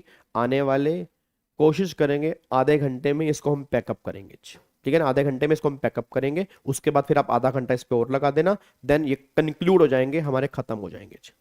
अब सुनो ध्यान से, मैं कहना क्या चाह रहा हूं, मेरा पूरी क्लास से क्वेश्चन है, अब ये रूल्स एप्लीकेबल होंगे कब, याद करो जब मैंने आपको वैल्यूएशन वाला चैप्टर कराया था तो मैंने कहा था सेक्शन 15 में ना टोटल मिला के 5 सब सेक्शन है। एक तो मैंने कहा था 15(1) है, एक मैंने कहा था 15(2) है, एक मैंने कहा था 15(3) है, एक मैंने कहा था 15(4) है, एक मैंने कहा था 15(5) है। फिर मैंने कहा था 15(1) में 15(2) को जोड़ देना, 15(3) को हटा देना, आपकी वैल्यू आ जाएगी। फिर मैंने कहा था कि अगर वैल्यू 15(1) में ना निकले तो आप 15(4) के पास चले जाना, 15(4) रूल नंबर 27 से रूल नंबर 31 तुम्हारी वैल्यू निकाल देगा। फिर कुछ स्पेशल केस में सेक्शन 15(5) लगता है, तो 15(5) में रूल 31 कैपिटल ए भी है, रूल 32 भी है, रूल 33 भी है, रूल 34 भी है, रूल 35 भी है, उसमें भी वैल्यू निकालने का तरीका बताया हुआ है। तो कुछ स्पेशल केस में तुम्हारी वैल्यू वहीं पे निकलेगी, ये हमारे वैल्यूएशन रूल्स हैं। अभी हम पहले कर रहे हैं 15(4). 15(4) का मतलब क्या है, अगर मेरी वैल्यू 15(1) में नहीं आई तब कैसे निकलेगी। एक बच्चा कहता है काबा सर 15(1) में वैल्यू क्यों नहीं आई होगी। याद करो 15(1) में वैल्यू तब आती है अगर बायर और सेलर रिलेटेड पर्सन नहीं होते और प्राइस एक सोल कंसीडरेशन होता है। अब मान लो इन दोनों में से एक कंडीशन ब्रेक हो गई या दोनों कंडीशन ही ब्रेक हो गई, तो 15(1) कहां से लगेगा। मान लो बायर सेलर रिलेटेड पार्टी है, बायर सेलर जो है रिलेटेड पार्टी है, या प्राइस एक सोल कंसीडरेशन नहीं है, अब क्या होगा, तो 15(4) क्या बोलेगा, रूल नंबर 27 से लेके रूल नंबर 31 तक रूल्स एप्लीकेबल होंगे जो वैल्यू निकालना सिखाएंगे। यहां पे एक बार चेक करो क्या है। सबसे पहले 27, अब रेगुलर बैच वाले बच्चे थोड़े से ध्यान दें, ये रूल नंबर 27 कब लगेगा जी, ये रूल नंबर 27 तब लगेगा अगर सारा कंसीडरेशन जो है अगर मनी फॉर्म में नहीं है। अगर सारा कंसीडरेशन जो है, अगर कंसीडरेशन जो है मनी फॉर्म में नहीं है, अच्छा मनी फॉर्म में नहीं है का मतलब क्या है, कुछ मनी फॉर्म में है, कुछ नॉन मनी फॉर्म में है, या सारा ही नॉन मनी फॉर्म में है, या अगर बदले में कंसीडरेशन है ही नहीं है, उस केस में 15(4) की बात होती है। तो देखो यहां पर क्या लिखा है, एप्लीकेबिलिटी कब होगी, partly money, partly non money, या होली नॉन मनी, या अगर कंसीडरेशन ही नहीं है। अब वैल्यू कैसे निकालेंगे, तो गवर्नमेंट ने बोला सबसे पहले ओपन मार्केट वैल्यू ही तुम्हारी वैल्यू है, मतलब जो तुमने सप्लाई की उसकी उस सर्विस की फेयर मार्केट वैल्यू क्या है, वही फेयर मार्केट वैल्यू तुम्हारी वैल्यू है। मैंने तुम्हें मोबाइल दिया, बदले में तुमने मुझे पैसा दिया, सोल कंसीडरेशन नहीं है, इस मोबाइल की मार्केट वैल्यू क्या है, वही वैल्यू इस सर्विस की वैल्यू होगी, पहला तो वही है। सर अगर मार्केट वैल्यू नहीं पता तो क्या होगा, अगर मार्केट वैल्यू नहीं निकल पा रही तो जो मनी वैल्यू है वो प्लस में जो इन काइंड में मिला उसकी मनी वैल्यू, वो इनको जोड़ के तुम्हारी वैल्यू आ जाएगी। मतलब मनी वैल्यू प्लस में जो नॉन मनी है उसकी मनी वैल्यू, इन दोनों को जोड़ के तुम्हारी वैल्यू आ जाएगी। सर अगर मान लो जो नॉन मनी फॉर्म में है उसकी मनी वैल्यू है ही नहीं, कुछ एंटिक्स आइटम मिली है, तो गवर्नमेंट ने कहा ये सिमिलर सर्विस तुमने किसी और को भी तो दी होगी, अब ये सिमिलर सप्लाई तुमने जिसको की है उससे क्या पैसे चार्ज किए, वो तुम्हारी वैल्यू है। सर वो भी नहीं है, तो फिर भैया वैल्यू निकलेगी रूल नंबर 30 और 31 के पास जाओ, ये तुम्हारी वैल्यू निकालेंगे। तो सिंपल सी बात है, पहला हम क्या लेके चलेंगे, पहला open market value, open market value नहीं है तो मनी वैल्यू में जोड़ दो नॉन मनी की मनी वैल्यू, अगर वो भी नहीं है तो फिर गवर्नमेंट ने बोला सिमिलर सर्विस की वैल्यू, अगर वो भी नहीं है देन फिर रूल 30 और 31 के पास जाओगे, ये आपकी वैल्यू निकाल देंगे। ये 27 कहता है वैल्यू निकालने का तरीका। फिर 28 क्या है? 28, अच्छा यहां पे अब एग्जांपल दे रखा है, देखो एग्जांपल है, लैपटॉप वाले ने लैपटॉप बेचा, बदले में गोल्ड की रिंग आई। अब इसने लैपटॉप की सप्लाई की 60,000, इसने 60,000 रुपये दिया। बताओ लैपटॉप दिया, लैपटॉप की ओपन मार्केट वैल्यू कितनी है? 60,000, तो वैल्यू कितनी आएगी जी? देखो यहाँ पर 60,000 रुपये। अब अगर मान लो आपको कह रहा अगर ओपन मार्केट वैल्यू नहीं होती तो फिर जो आपको बदले मिला गोल्ड की रिंग, उस गोल्ड की रिंग की वैल्यू कितनी है? 65,000 रुपये। तो फिर वैल्यू कितनी बन जाती है? 65,000 रुपये, उस पर जीएसटी लग जाता है जी। सिंपल सा पॉइंट है।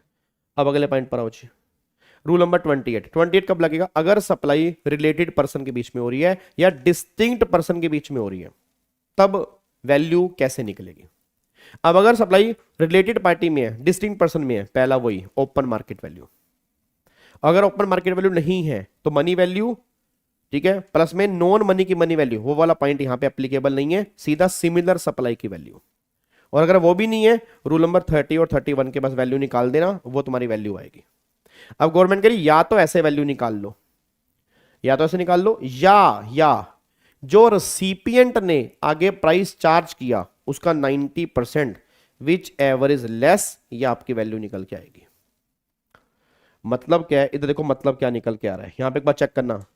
फादर ने सन को लैपटॉप दिया फ्री ऑफ कॉस्ट, सन ने ये लैपटॉप मार्केट से लिया 60,000 रुपए का, ओपन मार्केट वैल्यू क्या है? 60,000, तो वैल्यू बनेगी 60,000, ठीक है। फादर ने सन को लैपटॉप दिया कितने का? Free of cost. सन ने लैपटॉप लिया कहीं और से 60,000 रुपए का, और सन ने वो लैपटॉप बेच दिया, आगे सेल कर दिया लैपटॉप, कितने का? 65,000 रुपए का। तो या तो 60,000 या 65,000 रुपए का 90%, तो इसका जो लेस बनेगा 58,500 वैल्यू आएगी।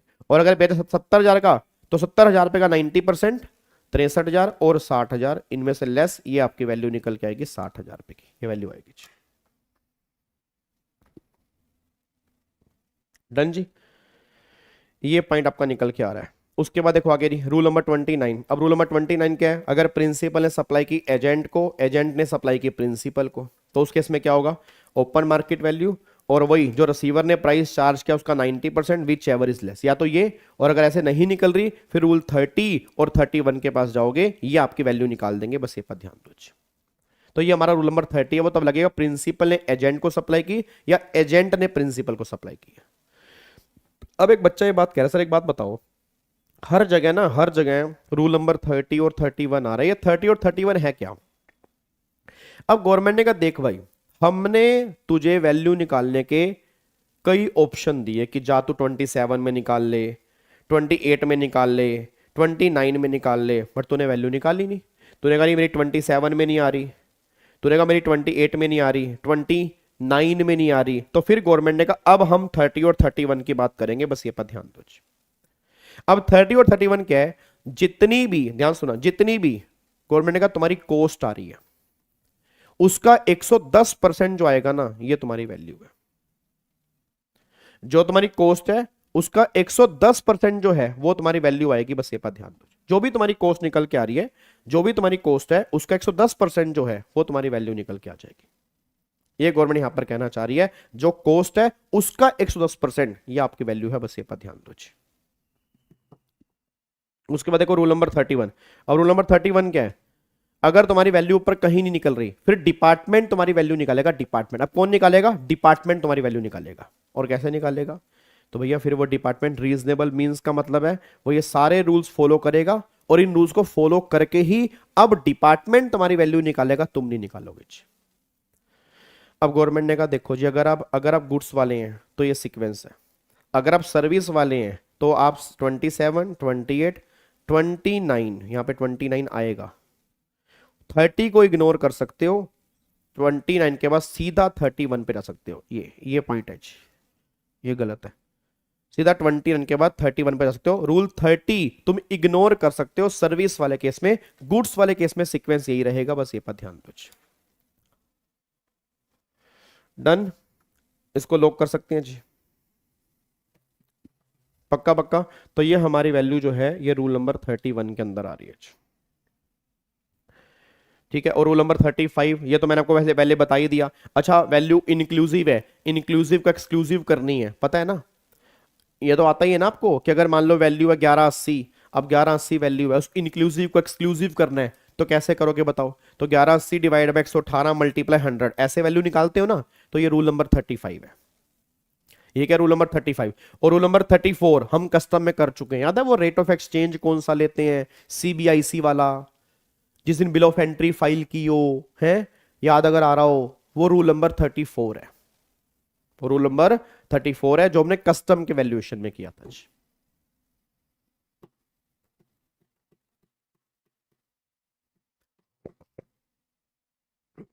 सर्विस में कॉस्ट कैसे फाइंड आउट करेंगे? तभी तो गवर्नमेंट ने बोला कि अगर सर्विस में कॉस्ट फाइंड आउट नहीं कर पा रहे तो डायरेक्टली 31 के पास आ जाओ।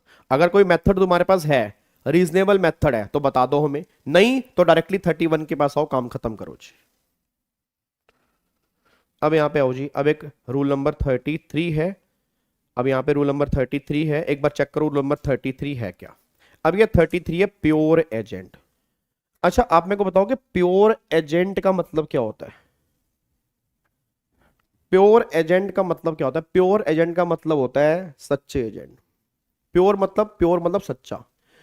सच्चा एजेंट का मतलब क्या होता है? जो कोई कमीशन ना खाता हो, जो जो एक प्योर पर्सन हो, जिसके मन में कोई छल भावना हो, जो जो जो बिना कमीशन के भी उसने तुम्हारे लिए कोई काम किया हो, उसको प्योर एजेंट कहते हैं। क्या कहते हैं?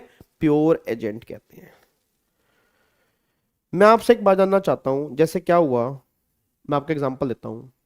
आपके पापा ने मुझे बोला कि आप हमें कंसल्टेंसी दे सकते हैं, मैं कहा दे सकता हूं जी। आपके पापा ने बोला कि आप मेरी कंपनी के बारे में कुछ कंसल्ट कर सकते हैं, मैं कहा कर सकता हूं।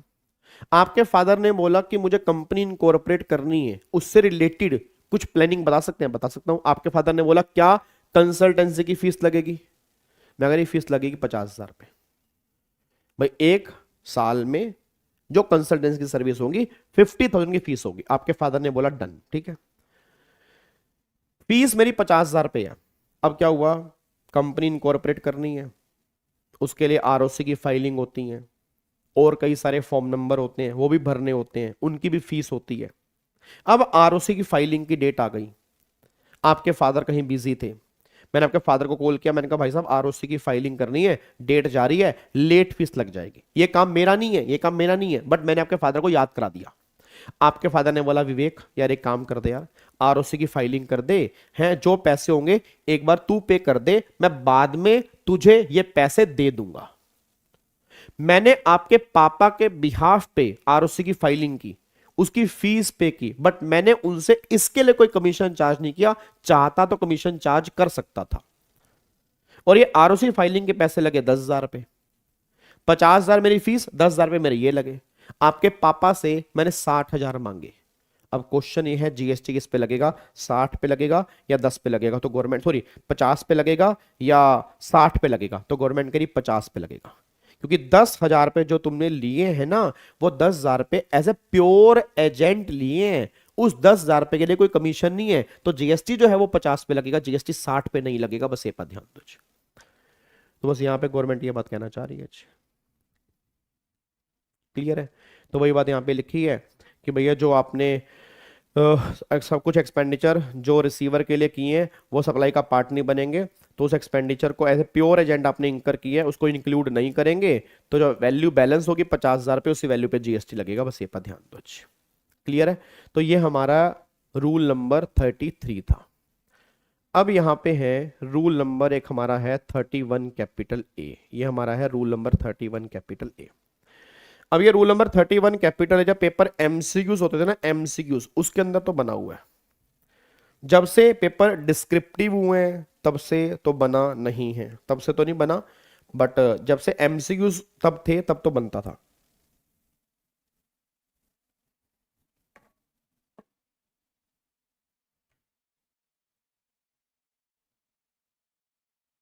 हाँ जी। अब सारे बच्चे यहां पे ध्यान दो जी। अब सारे के सारे बच्चे यहां पे ध्यान दो, जितने बच्चे मेरे सामने बैठे हैं बहुत ध्यान से मेरी बातों को सुनना जी, बहुत ध्यान से मेरी बातों को सुनना। Sir can I skip custom? Silent हूं मैं नहीं कह, मैं क्यों कहूं भाई कस्टम छोड़ो यार, क्यों छोड़ो, 5 से लेकर 7 नंबर का है, मैं नहीं कह सकता जी। एमसीक्यूज नहीं आ सकते जी, एमसीक्यूज नहीं आ सकते। जीएसटी के अमेंडमेंट क्लास मैंने यूट्यूब पे डाली हुई है, आप जीएसटी अमेंडमेंट नाम से अगर सर्च करेंगे आपको जीएसटी की अमेंडमेंट क्लास मिल जाएगी। 1 घंटे 40-45 मिनट की अमेंडमेंट क्लास है, तो वो आप देख लेना चाहिए।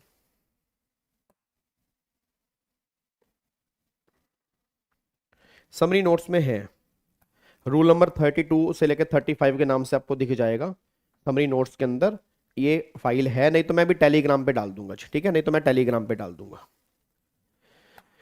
चलो इधर सुनो ध्यान से, इधर सुनो आप प्लीज, बातचीत नहीं, प्लीज बातचीत नहीं। अब यहाँ पे आओ जी, वैल्यू ऑफ सप्लाई सुनो। अब ये रूल नंबर 31 एक है, रूल नंबर 31 है वैल्यू निकालना सिखा रहा है कि लॉटरी वाले केस में वैल्यू कैसे निकलेगी और बैटिंग गैम्बलिंग हॉर्स रेस में कैसे निकलेगी। अब बैटिंग गैम्बलिंग हॉर्स रेस में वैल्यू कैसे निकलेगी, जितनी तुम्हारी फेस वैल्यू है उसका 100% ही आपकी वैल्यू मान ली जाएगी। बस ये बात ध्यान दो, जो फेस वैल्यू दी होगी ना वही तुम्हारी वैल्यू है। अब लॉटरी वाले केस में ध्यान देना, लॉटरी वाले केस में, अच्छा आपको पता है लॉटरी लीगल है, आपको पता है ना लॉटरी लीगल है, लॉटरी स्टेट गवर्नमेंट निकालती है, और स्टेट गवर्नमेंट जब लॉटरी निकालती है तो लॉटरी की एक फेस वैल्यू होती है, और एक स्टेट गवर्नमेंट जो है प्राइस नोटिफाइड करती है कि हम ये लॉटरी कितने की बेचेंगे।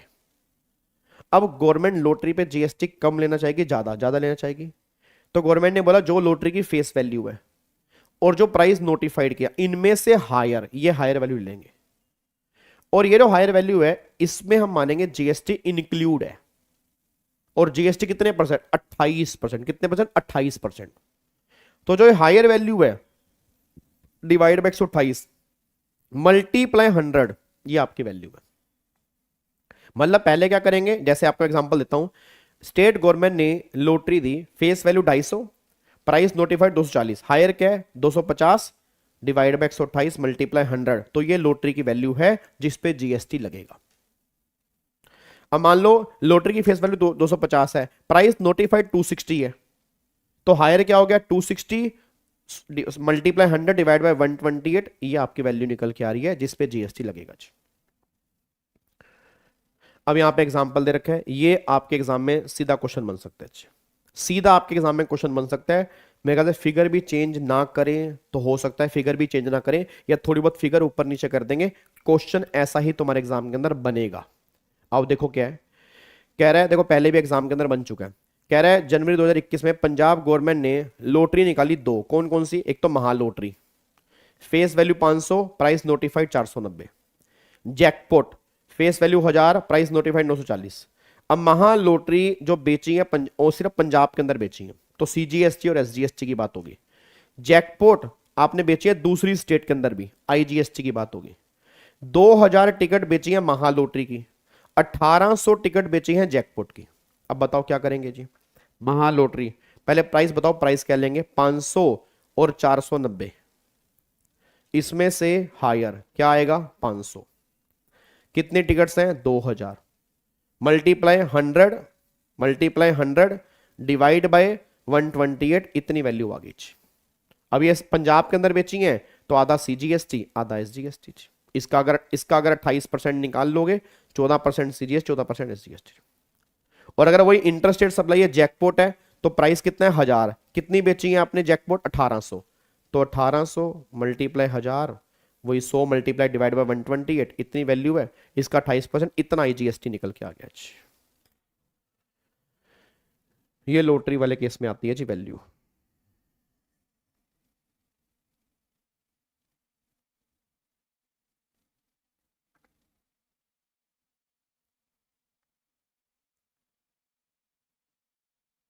हाँ जी, कोई दिक्कत तो नहीं है।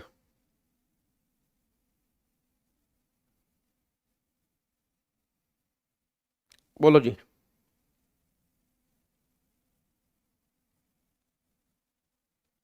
क्या इसको लॉक कर सकते हैं जी,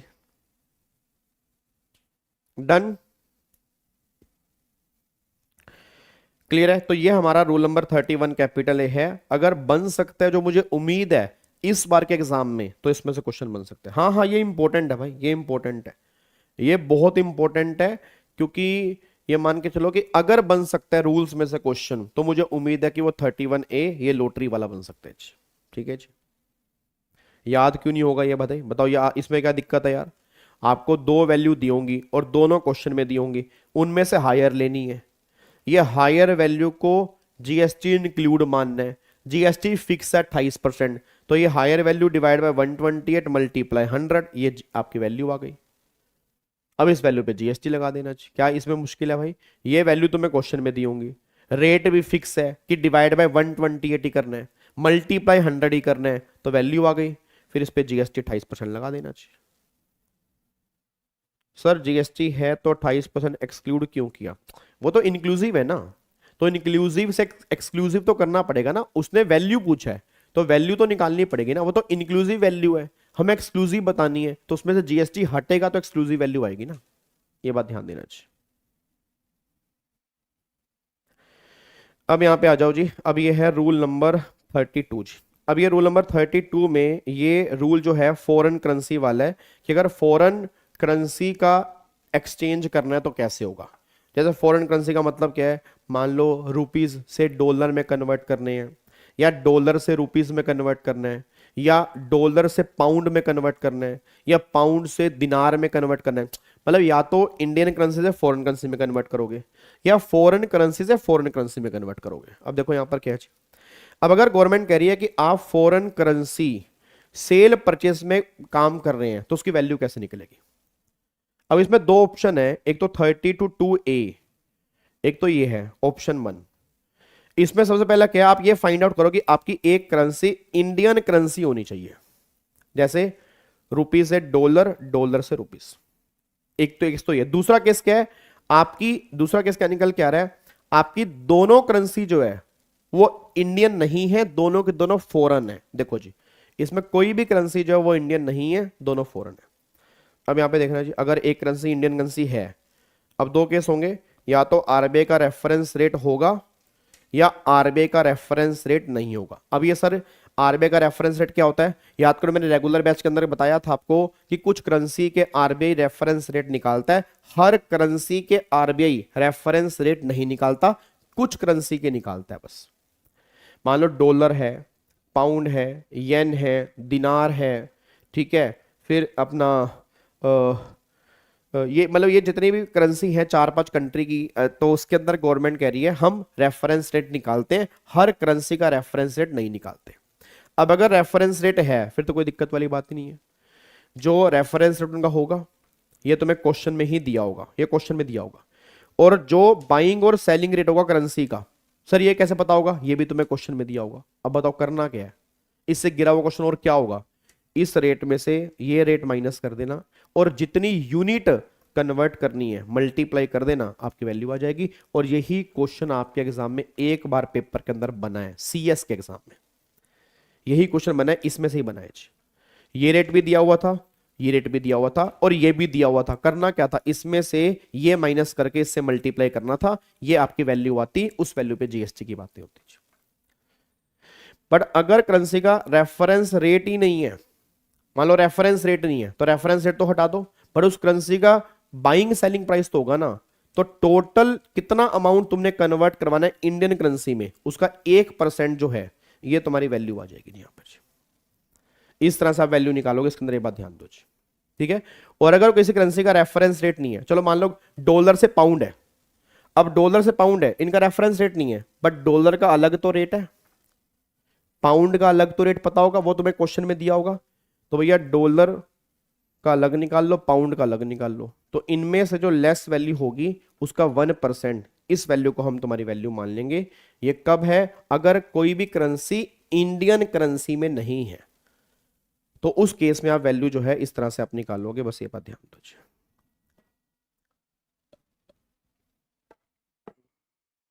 हाँ हाँ, आपको मैं दिखाता हूं, ये देखो ना, ऐसा क्वेश्चन आएगा यार, ये क्वेश्चन आएगा। अब एक बात बताओ, रेफरेंस रेट दिया हुआ है 62, यहां पर रेट दिया हुआ है 61 करेंसी का, तो 62 माइनस 61 ये 10,000 यूनिट है, ये लो, ये क्वेश्चन है, ये पेपर के अंदर बना हुआ है। अगर मजाक लग रही है पेपर खोल के देख लेना पास्ट ईयर, अगर तुम्हें मजाक लग रहा है ना पास्ट ईयर पेपर खोल के देख लेना, तीनों वैल्यू दी हुई है और दी होंगी यार। मैंने कहा ना ये एग्जीक्यूटिव लेवल के नहीं है, तो बन जाए तो फ्री के नंबर है, ठीक है ना, बट बनते नहीं है ना, बट एक बार एग्जामिनर ने बना दिया होगा, तो ये क्वेश्चन दिया हुआ है। और अगर कोई करेंसी इंडियन नहीं है तो फिर उन्होंने क्या किया, सीधा मल्टीप्लाई करके उस वैल्यू से 61,000 को उसका 1% निकाला, ये आपकी वैल्यू आ गई जी।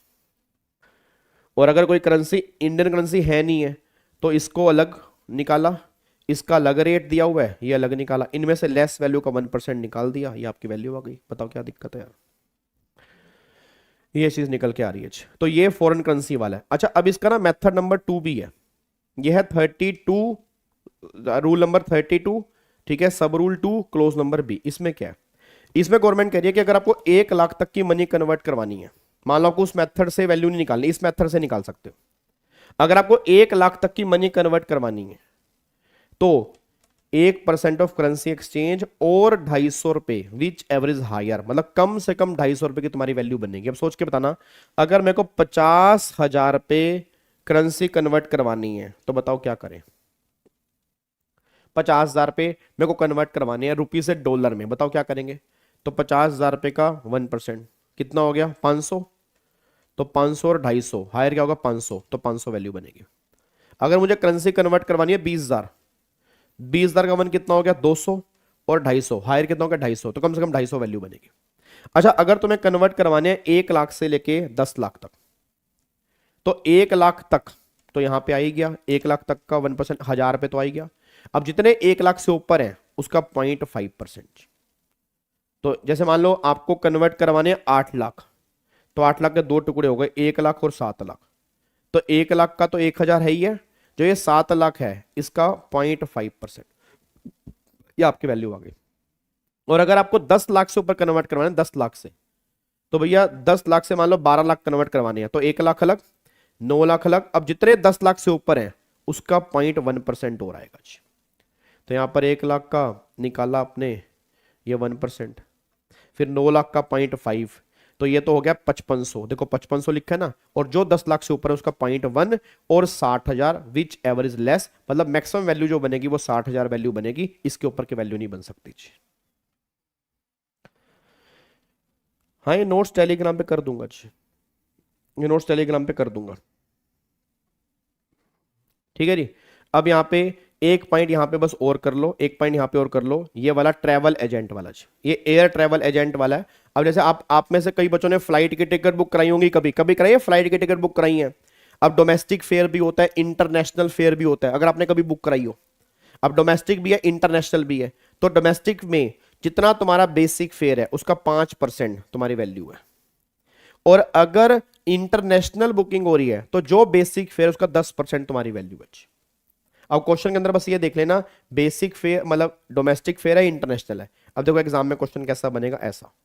अब देखो मिस्टर बादाम एयर ट्रैवल एजेंट, वो वैल्यू बताओ कैसे। अब देखो डोमेस्टिक बुकिंग है, उसमें बेसिक फेयर भी दे रखा है, अदर चार्जेस भी हैं, टैक्सेस भी हैं, टोटल वैल्यू है। बताओ मुझे क्या लेना है, जल्दी बोलो, क्या टोटल लेना है ना, बेसिक फेयर का 5%, और अगर इंटरनेशनल बुकिंग है तो बेसिक फेयर का 10%। ये लो, बताओ बच्चों वाले क्वेश्चन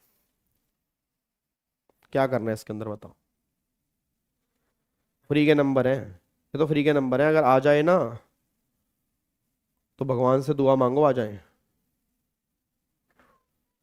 बात समझ में आ रही है कि अगर ये तो बिल्कुल ही गए गुजरे हैं बस, ठीक है। अब यहाँ पे आ जाओ जी, अब ये लाइफ इंश्योरेंस वाला एक केस है जी। अब लाइफ इंश्योरेंस, जो लोग लाइफ इंश्योरेंस की सर्विस लेते हैं जी, और उसमें 2 केस होते हैं, या तो प्योरली रिस्क कवर, या फिर आजकल तो रिस्क कवर प्लस में इन्वेस्टमेंट। अब अगर प्योरली रिस्क कवर है तो जो प्रीमियम आपने दिया वही तुम्हारी वैल्यू है। आजकल तो वैसे इंश्योरेंस पे जीएसटी है नहीं, तो मुझे उम्मीद भी नहीं है कि ये वाला क्वेश्चन तुम्हारे एग्जाम के अंदर बनेगा, क्योंकि वैसे भी इंश्योरेंस पे जीएसटी खत्म हो चुका है। ये तब था जब इंश्योरेंस पे जीएसटी लगता था, तो वैल्यू कैसे निकालते थे जीएसटी के लिए। तो रिस्क कवर में प्योरली रिस्क कवर, अगर मान लो ऐसी पॉलिसी है जिसमें रिस्क भी कवर है, इन्वेस्टमेंट भी है, तो अगर एलोकेशन पता है तो उसमें से ग्रोस प्रीमियम में से इन्वेस्टमेंट वाला पोर्शन निकाल लो, बाकी जो बचेगा वो रिस्क कवर वाला बचेगा, उस पर जीएसटी लगा दो जी। और अगर मान लो एलोकेशन नहीं पता, अब आज मार्केट में कई सारे प्लान है, सिंगल एन्युटी प्लान की पूरी लाइफ का एक ही बार प्रीमियम पे कर दो। अगर आपने सिंगल एन्युटी प्लान ली है तो टोटल प्रीमियम का 10% आपकी वैल्यू है। बट आजकल सिंगल प्लान तो कोई लेता नहीं है। आजकल आप देखो ना, हर साल पे करते हैं प्रीमियम, तो हमारा ये प्लान होता है। तो हर साल जो पे करते हैं प्रीमियम, तो पहले साल 25% और अगले आने वाले सालों में 12.5%। ये आपका निकलेगा वैल्यू, बस ये पर ध्यान दो जी। ठीक है जी। और अगर आप सेकेंड हैंड गाड़ियों को बेचते हो, सेकेंड हैंड गाड़ी बेचते हो, तो सेकेंड हैंड गाड़ी में अगर आप आईटीसी अलाउड अवेल्ड, तो फिर तो नॉर्मल रूल लगाओ। अगर तुम्हें आईटीसी नहीं लेते, वैसे गाड़ी वाले केस में आईटीसी मिलता नहीं है, बट अगर आप गाड़ियों के डीलर हो तो मिल जाता है। अगर आईटीसी ले रहे हो तो नॉर्मल, अगर आईटीसी नहीं ले रहे हो तो sale price minus purchase price, इसको माइनस करके जो तुम्हारी वैल्यू होगी उसी वैल्यू पर गवर्नमेंट के जीएसटी लगाएंगे। Selling price minus buying price. अब यहां पे देखो ये क्वेश्चन दिया हुआ है, अब ये परचेज प्राइस है, ये अदर खर्चे दिए हुए हैं, टोटल कॉस्ट है, सेल प्राइस। हमें कुछ नहीं करना, इसको इग्नोर करना है। सेल प्राइस में से परचेज प्राइस माइनस करके वैल्यू निकाल देनी है। ये इस तरह से क्वेश्चन बनेगा जी आपका।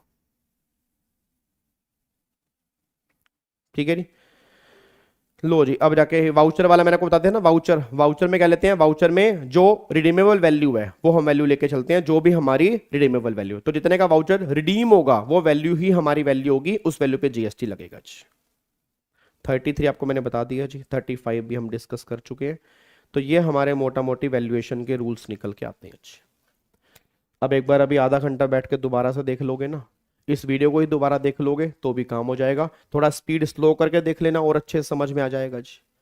ठीक है, बट इसको ज्यादा इसमें घुसना नहीं है, क्योंकि एक ही क्वेश्चन बनने के चांसेस अगर बन सकता है तो, नहीं तो क्वेश्चन जो बनेगा वो प्रैक्टिकल वाला बनेगा, जो हमने पहले किया 15.1, 15.2, 15.3, उसमें से क्वेश्चन बनेगा बस।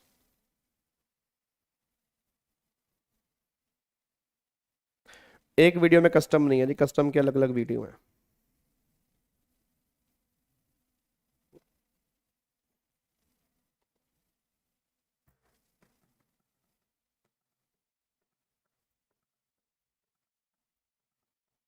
डन जी।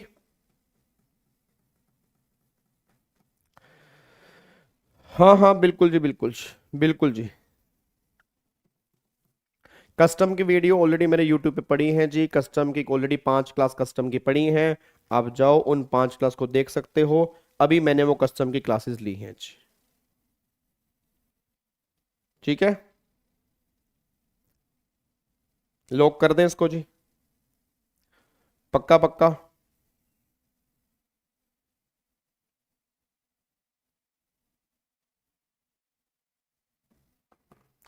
चलो अब एक काम करना जी, अब एक काम, सारे के सारे बच्चे इसको लाइक करके जाएं, कमेंट करके जाएं, और बाकी संडे को हम करेंगे क्वेश्चंस की प्रैक्टिस।